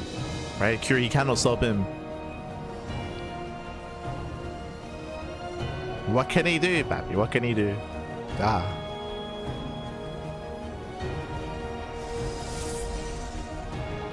Now, the best that Kür can hope for is to turtle up on 4 bases. We spoke about this previously in previous matchups, so may as well bring it up here. But welcome to Winter Madness. Winter Madness, you do have a relatively secure 4-base setup. The 5th base is more difficult to take, but there's definitely a world where Kür can just turtle up and claim a 4th, and then max out. The issue, though, is taking a 5th expansion from there. And we'll see if Kür can even maintain that 4th. Here we go, 4th base is on the way. Going for the sensor tower. Classic is maxing out. Does get eyes on the expand. Classic has to be careful. The Colossus taking a lot of hits. Yeah, the Colossi, they have to back up. Ooh, and heavy losses here for Classic, losing 2 Colossus. Yeah, Classic, we don't have to push into this. He does not have to move in. He gets punished for it. Better fight for Kür. Kür is breaking out. He's trying to. The army's overstimmed. Few medevacs. Prism into the main base, is unable to warp in. Nice defense here by Kür. But Kür cannot push. He cannot break out across the map. He gets punished for it as he tries. And if you notice, but Kür just lost a bunch of Vikings. Oh no, the Zealots, they got into the natural. And the warp in, he commits to the warp in. He gets in. He gets in. He just tears Kür apart. Zealots in the main, Zealots in the natural, main army into the 3rd. And Kür just doesn't have to supply here. Again, after the failed all-in, it was a long shot to recover in this game. GG gets called, and Classic takes game number 1. GG. Whew. GG, well played. Classic does take a lead in the series. Winding it back here once again. The reason why this looks so dominant from Classic towards the end is because of the beginning, is because of the 2-base all-in that Kür went for. The game did continue after it failed, but Kür was behind, right? He was playing from behind the entire time, as he was behind in bases, behind in upgrades, he had no momentum either. He was stuck at home, and Classic could do whatever he wanted. That's why he mass expanded, because Kür could not stop him. Not after such a rough start. GG. GG, well played. With that, we're getting into game number 2, and we'll see if Classic can close it out here and now. We'll see if Cure can force the ace match. Now, ideally, we get an ace match, regardless of who wins, whether it's Classic or Cure. I'd love to see a game 3, but the pressure is on as we load into 10,000 feet. Let's go.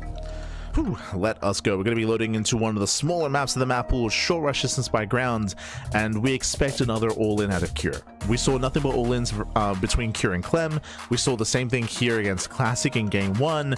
It's with our own unique all-in, of course. No upgrades, no stim, but committing with Vikings and tanks, just rallying everything across the map. Show us what you got here on 10,000 feet. Let's go. Let's go. Let's start. As spawning in the top left-hand corner of 10,000 feet, we have the South Green Protoss player. We have the Blue Protoss representing Virtus Pro. It is a Classic. And spawning in the bottom right-hand corner, we have the South Green Terran player for Team Liquid. It is Cure. And here we go. Classic needs one more game to claim the series and to advance on into the top 4. Meanwhile, Cure needs one more win to force the ace match. To force the ace match, to have a chance at redemption, to have a chance to advance on in a Classic stead. Oh boy.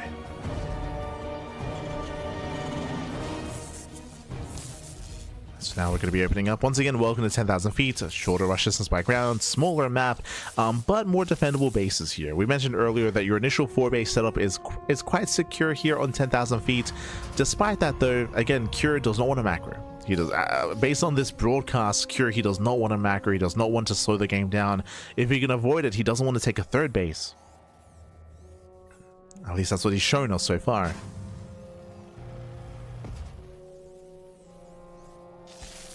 As a result, we should be seeing some safer play at a Classic. Safer play. We'll see. For now, economic opener. Cure does go for a gas expand, single gas opener into a faster command center. So faster CC out of Cure.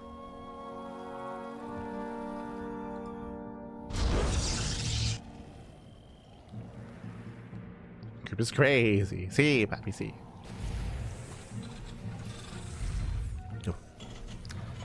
As there's a command center, Classic moving in for the scouts, confirming the builds, confirming the gases. Should not get the probe out though. Even with a recall, yeah, will be caught.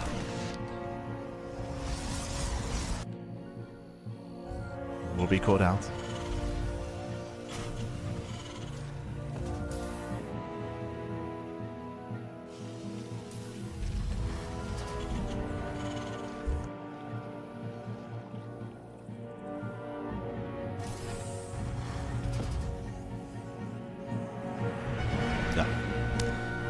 From here we have a tech of choice, going to be a Twilight Council opener out of Classic. Does open Twilight Council into most likely Blink. And the question becomes how many gateways?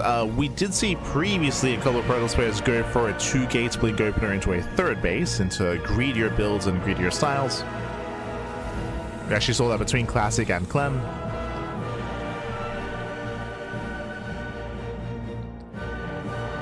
So I'm sure Classic is tempted. The temptations are there.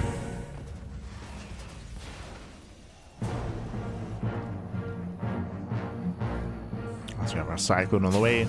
Once again, looks like the same builds. What I mean by that, if you remember, last game, what did we have? We had a Cure going for a Reactor Marine into Cyclone, into Medevac, into early push across the map. Last game specifically, Cure he reinforced with a tank and with a Viking.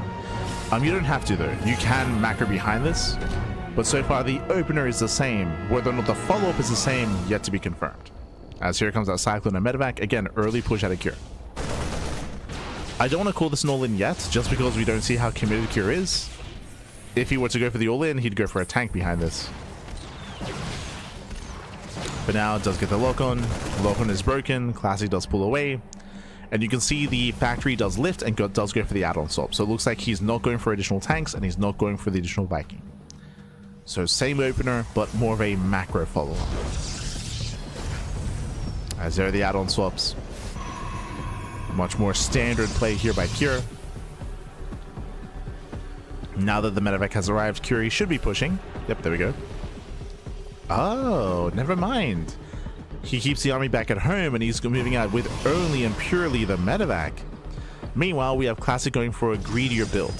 He went 2-gate Blink. 2-gate Blink into a Robo followed by the expansion. This isn't as greedy as we saw previously. Previously, we had Classic going 2-gate Blink into the Nexus. Here it's 2-gate Blink into Robo, then Nexus. Still greedy, but more on the safer side.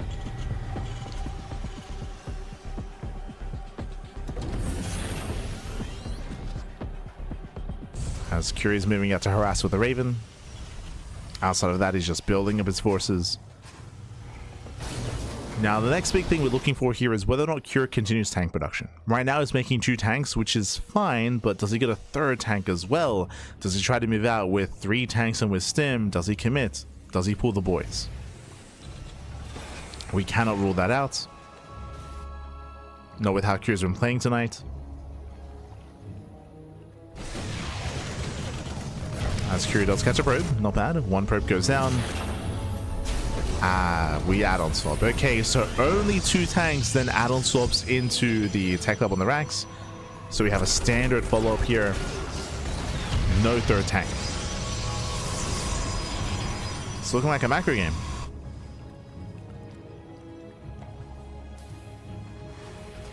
It's looking more and more like a macro game here. We'll see.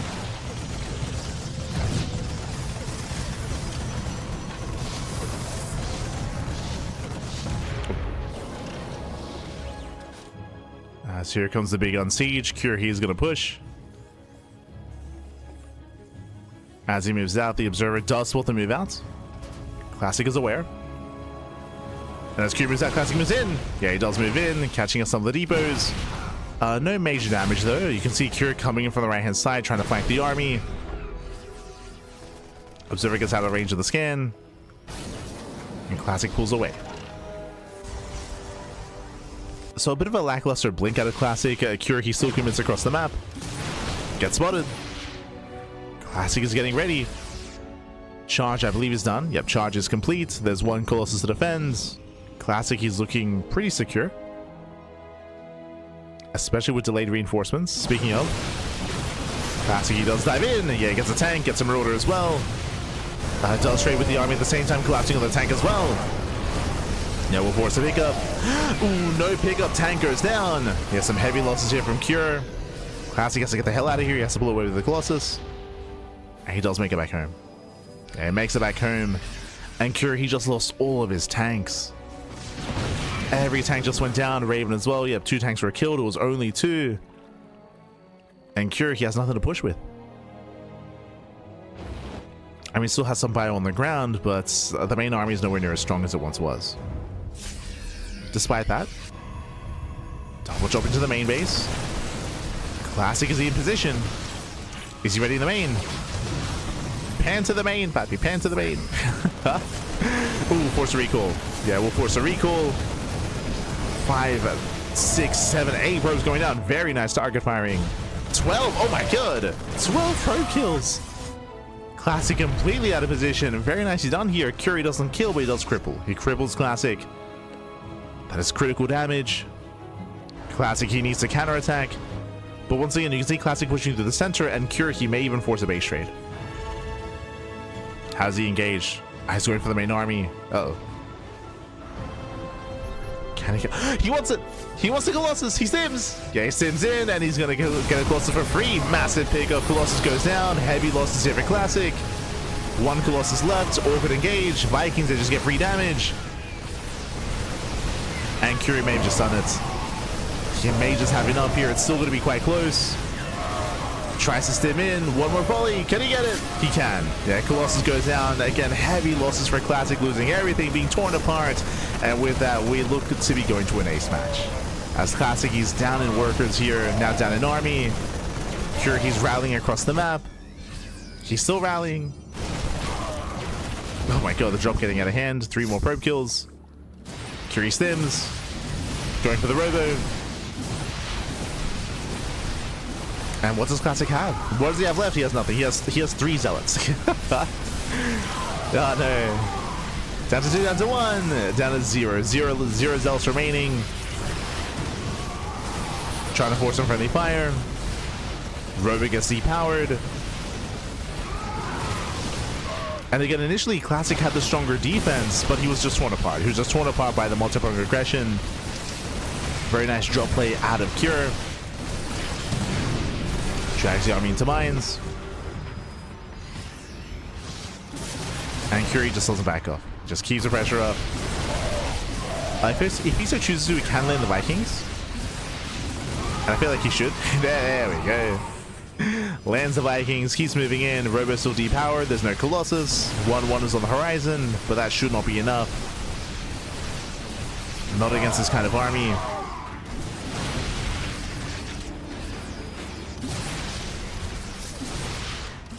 Classic warping in as best he can. Trying to survive that. He's trying.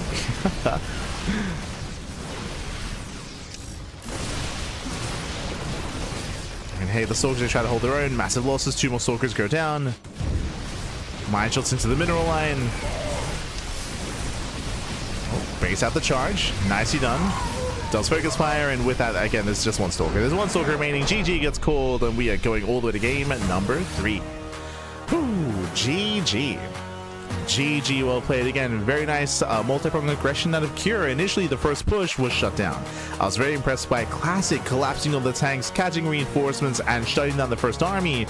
And then Cure, he ramped it up here, double jump into the main base, main push on the right-hand side, and Classic, he did not split his army. He did not split his army. It was all clumped together. He was forced to react to one, then the other, back and forth. Eventually, Classic had enough. He pushed across the map through the center, and he got caught with his pants down. The pants were down. Colossus completely exposed, and that all just snowballed into a win. Cure, he just collapsed on the army, got a full surround, cleaned everything up, and just kept on rallying from there. The F2 across the map, and Classic could not stop the momentum of Cure. GG. GG, well played. With that, we're getting into the ace match. It all ends here. It all ends on Ruby Rock. Let's go. Whew, let us go. We've gone the distance here. We've gone all the way, Pappy, all the way.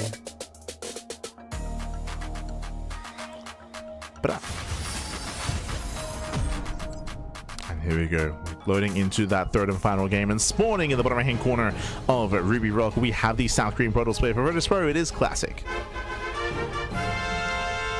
And spawning in the top left hand corner, we have the South Korean Terran player. For Team Liquid, it is Cure. Let's go. Let us go, as we do have our final game of the broadcast. It all ends here. It all ends on Ruby Rock. Once again, one of these 2 players will advance on into the top 4. It's going to be either Classic or Cure. One or the other. Only one, Pappy, only one. And welcome to Ruby Rock. Ruby Rock is one of the smaller maps in the map pool. Aggression is favored. The third base is open. The area in between the bases are open as well, so we do often see shorter games on this map. I feel like this is where Cure can thrive. He can thrive on these smaller maps here. Double gas open out of Cure. Faster factory. There's no eBay shenanigans. No faster CC. Up on the side of Classic, we're expecting something safer here. Just 3 gate blink into a robo. Last game, remember, it was 2 gate blink, so we had a faster third. This time, we should be seeing a delayed third expansion out of Classic. Just because the map does favor more aggression. But we'll see. I mean, that's where mind games come into play. You could make an argument that, like, because aggression is favored here, maybe Cure tries to subvert those expectations and go for something more economic, and Classic doesn't want to fall behind. Or on the flip side, you can pull a hero and you can be the aggressor instead. True. You can opt to be hyper aggressive. I mean, hey, that's what Hero did. If you recall, in the last series, Hero, he went for a proxy Stargate on this very map. And completely shut Cure down. We'll see. But we shall see.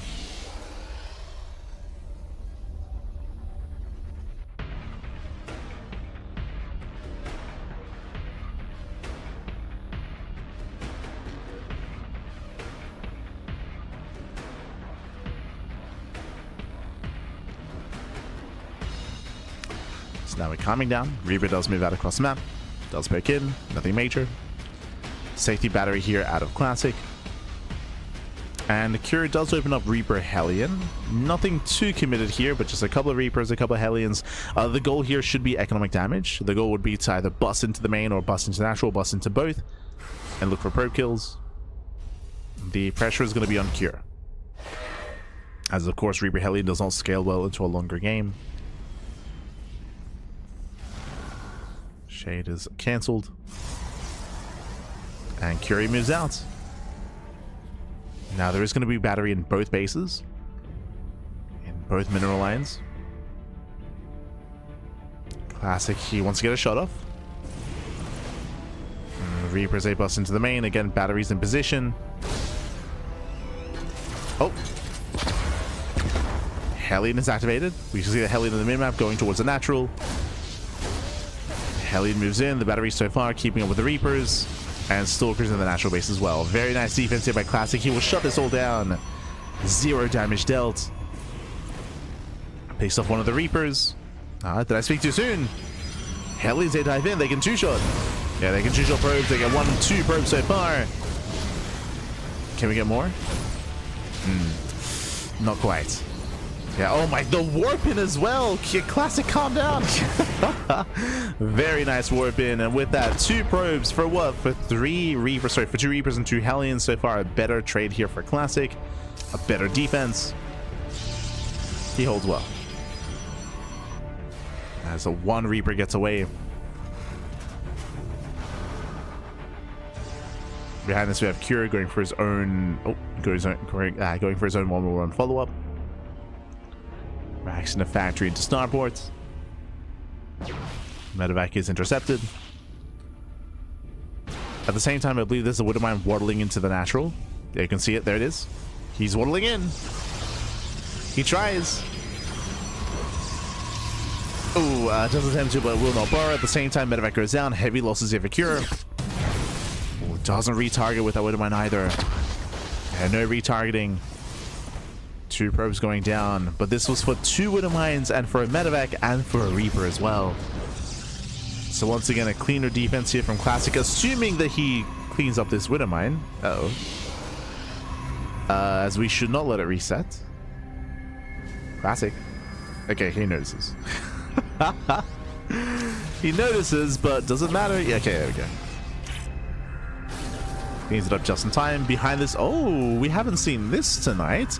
We're not going for a charge into Colossus follow-up, we're going charge into Storm. Okay.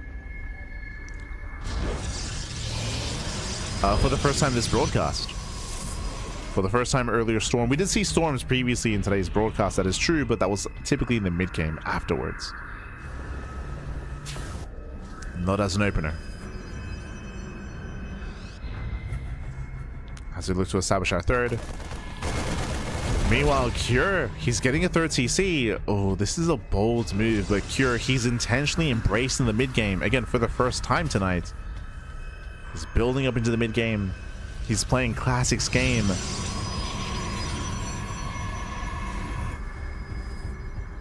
Again, not easy to play past 3 bases here in TVP. Now the map may just help Cure in a sense. As I mentioned previously, the bases are a little bit more spread out and exposed and vulnerable. It is difficult for the Protoss player to no, I was gonna say it's difficult for the Terran actually, for the Terran player to maintain a higher base count. So that's why I'm concerned for Cure. I have concerns. Lacking the drop play. Double drop on the top side. Storm is done.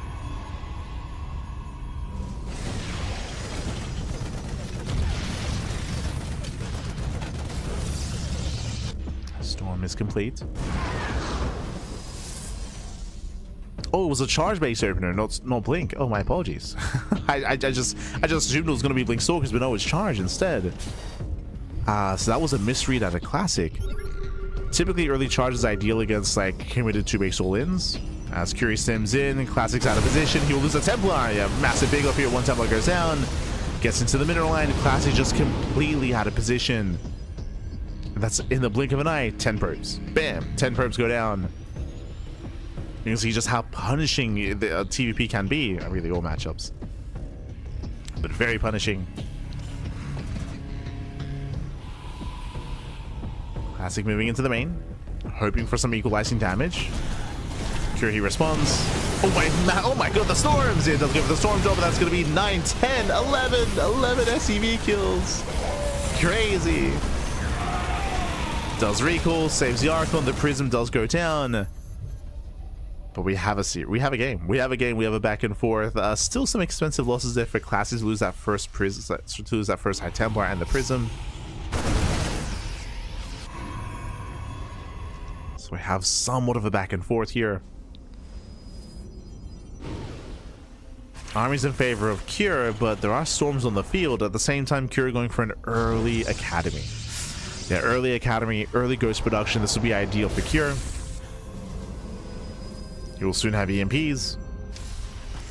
Meanwhile, that is another storm drop. It's 2 High Templar and 2 Zealots. This is expensive.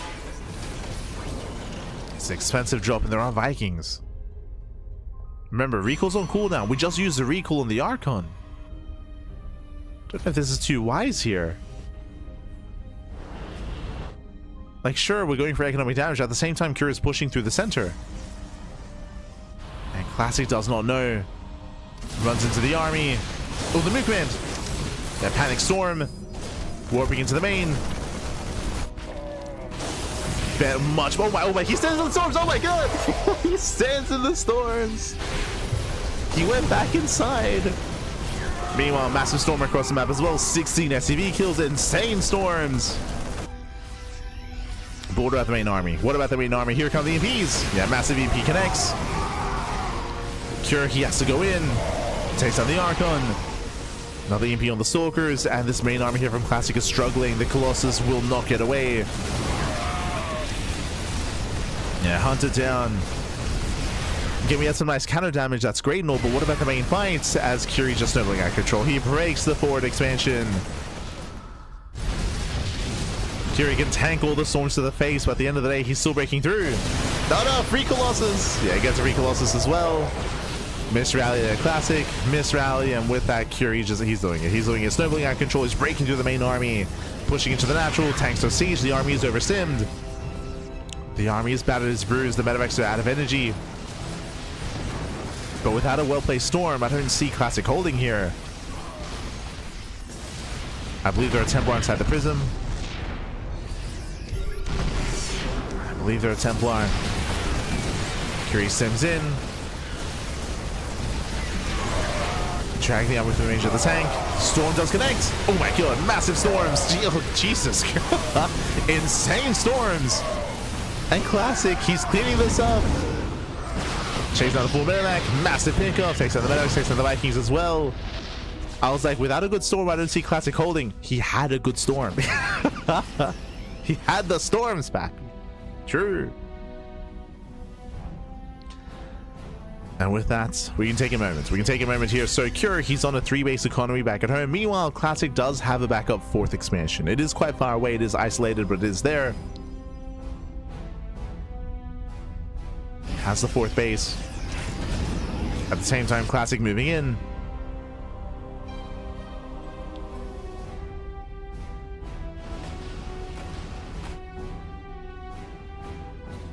He's moving in. He's got 2 Colossi. Cure, he just loaded up for a drop. So Cure, he has a weaker army at the moment, as he has supply invested into those medevacs. Here, these medevacs here. Cure, he has a very heavy ghost army, but there's not really much support for the ghosts.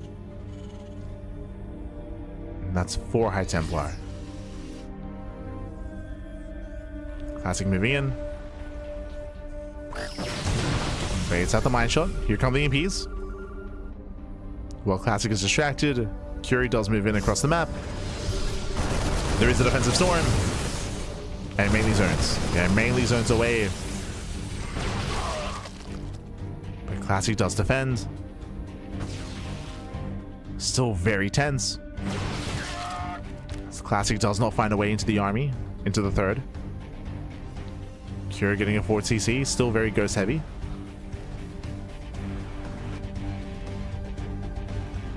Classic, he's resaturating. God, his army is very spread out. It's very... But thankfully, Cure is contained. And Cure, he is contained. Classic freely probing up. Getting up to close to 80 workers. Getting back up to 5 bases. And Classic, he could choose to just back off and max out, but no, he wants to move in. War Prism ready for a backstab. Army's at the would-be 4th location. He might even get a kill on the 4th base. Depends how far it does float in. Army gets spotted. Storm does not connect.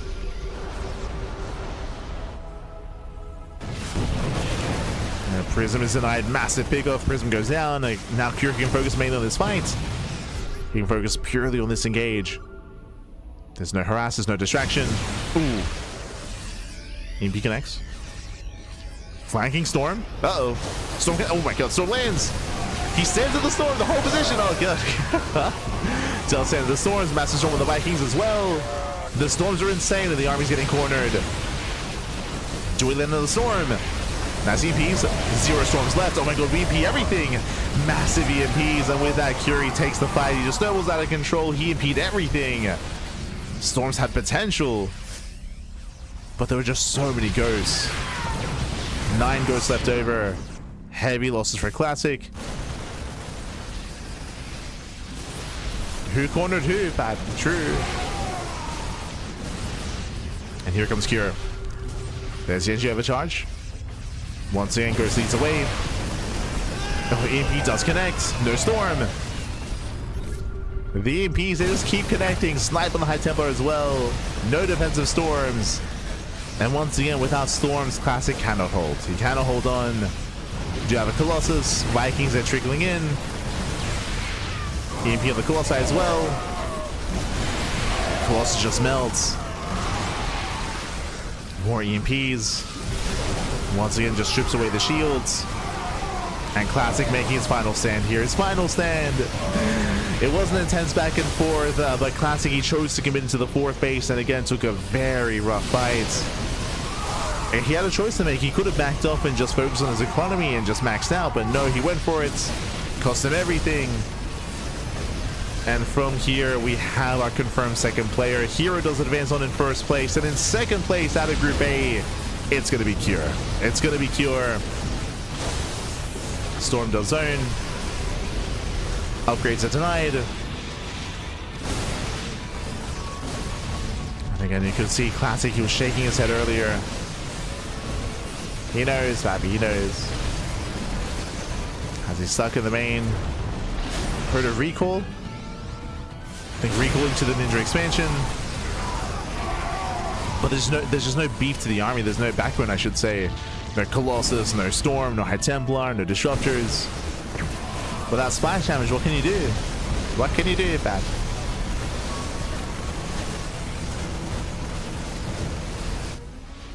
Yeah, as the 3rd base goes down. Classic down to 3 Stalkers. He does have 3 High Templar, and he will Storm the ramp, but I mean, even if Cure takes the Storm to the face, and he does take the Storm to the face, I mean, it's fine. He can afford to. As they're catching reinforcements, force him morph in the Archon. Classic doing what he can with what little he has. But there it is, hands off the keyboard. I mean, hey, it's his tournament life, and Classic, he's one of the favorite players to make it far. GG gets called, and Cure, he will claim the series 2-1, advancing on to the semi-finals. GG. Hi. GG, well played.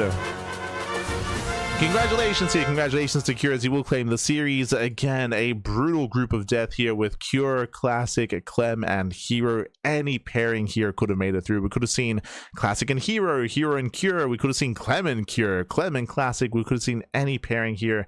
In the end, Cure and herO will advance on into the semis. My condolences to Classic. As a Classic, he's one of the best pro players in the world. He's top 2. He's top 2 alongside herO. He's deserving to be in the top 4, but barely not here. GG all played again. A very close, very clutch series. Could have gone either way. Congratulations to Cure. Congratulations. I believe we are getting ready for a winners interview here. I can't wait to hear Tasos ask Cure what are his expectations coming into the semis, and Cure to because that's all he knows how to ask, baby. Yeah. We'll see what State brings to the table. Sometimes he does have a little bit more of a nuanced question.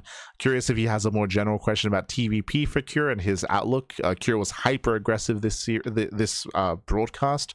But I feel like we already know the answer to that if that's the question, but here we go. All right, Kira, congratulations on your victory. You were the last to survive today. Now, you were able to take down Clem's Protoss and Classic's Protoss, but you lost to herO. How do you feel about your TVP right now? Do you think you can take herO down in the offline finals? 일단 김덕 It's not bad. 선수 승리 축하드리고요. I like the question. I like the phrasing. 일단 토스전을 다 치르시면서 이렇게 진출하게 되셨는데. So talking about the question itself, I like that this was more player specific and less generic about TVP. I think that's better asking about specific players. 그래서 다음에 이제 오프라인 파이널 무대에서는 김준호 선수의 프로토스 상대로 좀 이길 수 있을 것 같은지 좀 대체적인 좀 태프전 좀 실력에 대해서 평가를 좀 해주시죠. 아무래도 준호 형이랑 하면 누구나 다 알겠지만 좀 수비하면서 해야 되는데 저도 토스전을 하게 되면 못 참는 성격이어서 일단 빌드 준비한 대로 하다가 또 이번에도 좀 허무하게 져버린 것 같아서 좀 많이 아쉬운데 다음에 만나게 된다면 좀 운영도 할 수 있게끔 기본기 위주로 최대한 준비하면 좋을 것 같아요. Yeah, so unlike any other Protoss facing herO, you need to be defensive. You know it. But that being said, I was so focused on myself and my build, and sometimes I get so emotional sometimes, so I get carried away on my emotions. So I think that went way offline, way off there. So in later games, when I face if I face herO in later matches, then I'll have to fix on those issues. Congratulations on advancing today. What are your expectations going into the round of 4? Can you win this season at GSL? 지난 시즌 이제 4강 Did you hear that? Tasteless instead of what are your goals? What are your expectations? Yo, he switched the word, baby. True. 일단 최근에 최대한 He's crazy. He's mixing up his questions. 올리고 있고 He's branching out. 저번 시즌에는 제가 생각해도 조금 He's got a thesaurus for like goals. He's gonna 이번 시즌은 come up with some new words to put in there to mean the same thing. 좀 실력이 올라오고 있는 것 같아서 이번 시즌은 결승 이상 꼭 가도록 하겠습니다. Yeah, last season, I think I was a little off, honestly. So I practiced a lot to get in my best shape, best form this season. So I'll try my best to win the trophy this time. Okay, best of luck and thank you for the interview. 네, 감사합니다. I think a better question here would have been, especially because State's question was very TVP related. I think this is where it would have been better if we had a second caster here to come in and to be like, hey, clearly your TVP is looking very strong and you're taking hero seriously. How do you feel about your other matchups, right? TVT, TVZ, like against a potential Maru, against a potential Shin in the finals, of course. Like, do you have any concerns regarding that? Is this kind of like your main fixation point? I ask this because if you remember, herO defeated Cure in the semifinals last season as well. He beat Cure in the last offline event, in the last semis of GSL, and this is kind of where a lot has been fixated on. But it'd be nice to like asking about some of the other matchups that we did not get to see last season because it was up against herO. Regardless, we now have our second group for tomorrow. It's going to be Maru, Shin, Zaun, and Rogue. 2 Zergs, 1 Protoss, and 1 Terran player here. And again, it's going to be these players that are going to be facing off against herO and Cure in the offline finals, or whoever makes it out of this group, of course. We'll see who it's going to be. Again, that's going to be tomorrow in less than 24 hours. We'll see you then for the final day of Group Stage 2. Coming into this, eyes are going to be on Maru and Shin, but I can definitely see things going awry here and potentially Rogue, especially in ZVZ, popping off. Like, that's definitely a matchup where he can excel. Zaun, likewise, depending on his practice, and I'm sure that Classic was helping him out once again. We'll see how he does show off and does pop off here in the group stage as well. best of luck. Best of luck to all the players. Meanwhile, if you happen to be in Korea, if you happen to be local or traveling to Korea soon, then tickets will soon be open. Ticket sales are going to be available on the 1st of June, and the semis and finals, the offline event, is occurring here on the 7th of June on Sunday. Ticketlink.co.korea or .kr is going to be the link, of course, to be able to order those tickets, to get your reservations, and to go to said potential final GSL of the year. For those who do not know, right now crowdfunding is going on to fund season 3, but we're not there yet. So it all depends on the community support. The community support from the fans of StarCraft to see whether or not we get a 3rd season. Otherwise, this will be the final season of 2026 before getting into the off-season GSL CK and then 2027. As you can see here, we do have the current crowdfunding goals. 6,000 a month we have already reached. That is for 2 GSL CKs a month. Then we have our next goal of $10,000 a month, which will be GSL Season 3.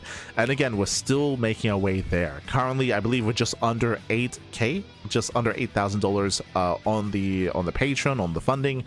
So we're almost there, but we're running out of GSL days, right? Like we're running out of GSL days. We don't really have too many days remaining here, too many costs remaining for GSL, so hopefully we can reach a GSL Season 3. But even if we don't, we at least have GSL CK. True, we at least have CK, which has been a lot of fun.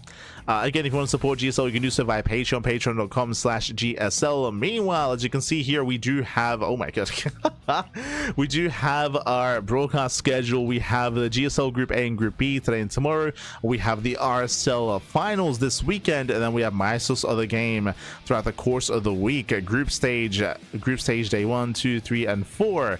The schedule does have us listed as casting it in English, and we were tempted to cast, but it is very late for us, and I think in the end we're going to decide not to cover it in English, just as a heads up. We usually do. I mean, last year we did cover all of Masters of the Game, but we might just settle for replay coverage instead. I'll have to discuss it with Kuro, and we'll decide together how we want to approach it. But nowadays we do take our sleep a little bit more seriously, and we try to rest, and we try to stay with a somewhat consistent schedule. We might be tempted to do it anyway. We'll see. It's just a little bit complicated because we have other responsibilities nowadays. Without bunnies, baby, without bunnies. Whew. Otherwise, with that, thanks for watching. Thanks so much for the support. We do appreciate it. So we're going to be wrapping up here for the evening, and we'll be back tomorrow for GSL, the round of 8, Group B. Likewise, when it comes to our schedule, actually, you can see us here. Un momento.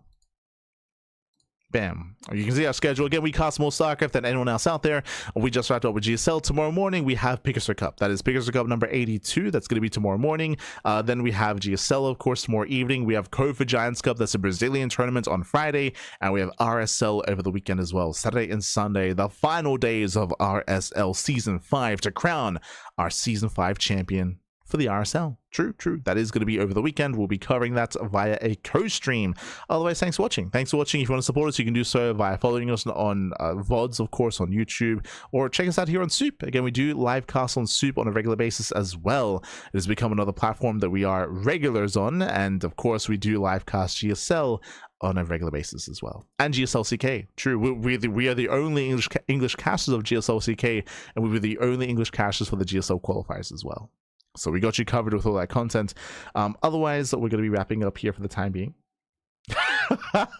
Like, what are your goals for casting the next series? True. I hope to bring good games for the fans. I hope to improve on my TVT coverage as well. On my TVT casting, I will cast good games for the fans, and I'll try to come in first place. Kappa.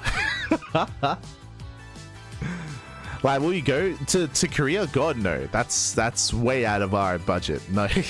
I would love to. I'd love to one day travel abroad, but nah, not anytime soon.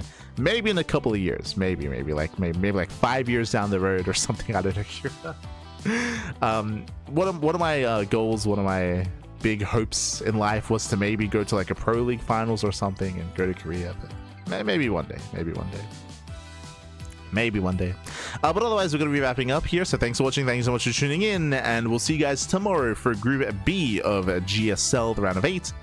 Or see you tomorrow morning for some Pigazor Cup. See you then. See you then. Until then, thanks for watching. And we'll see you guys next time. Ciao, papi, ciao. Until next time, hasta luego.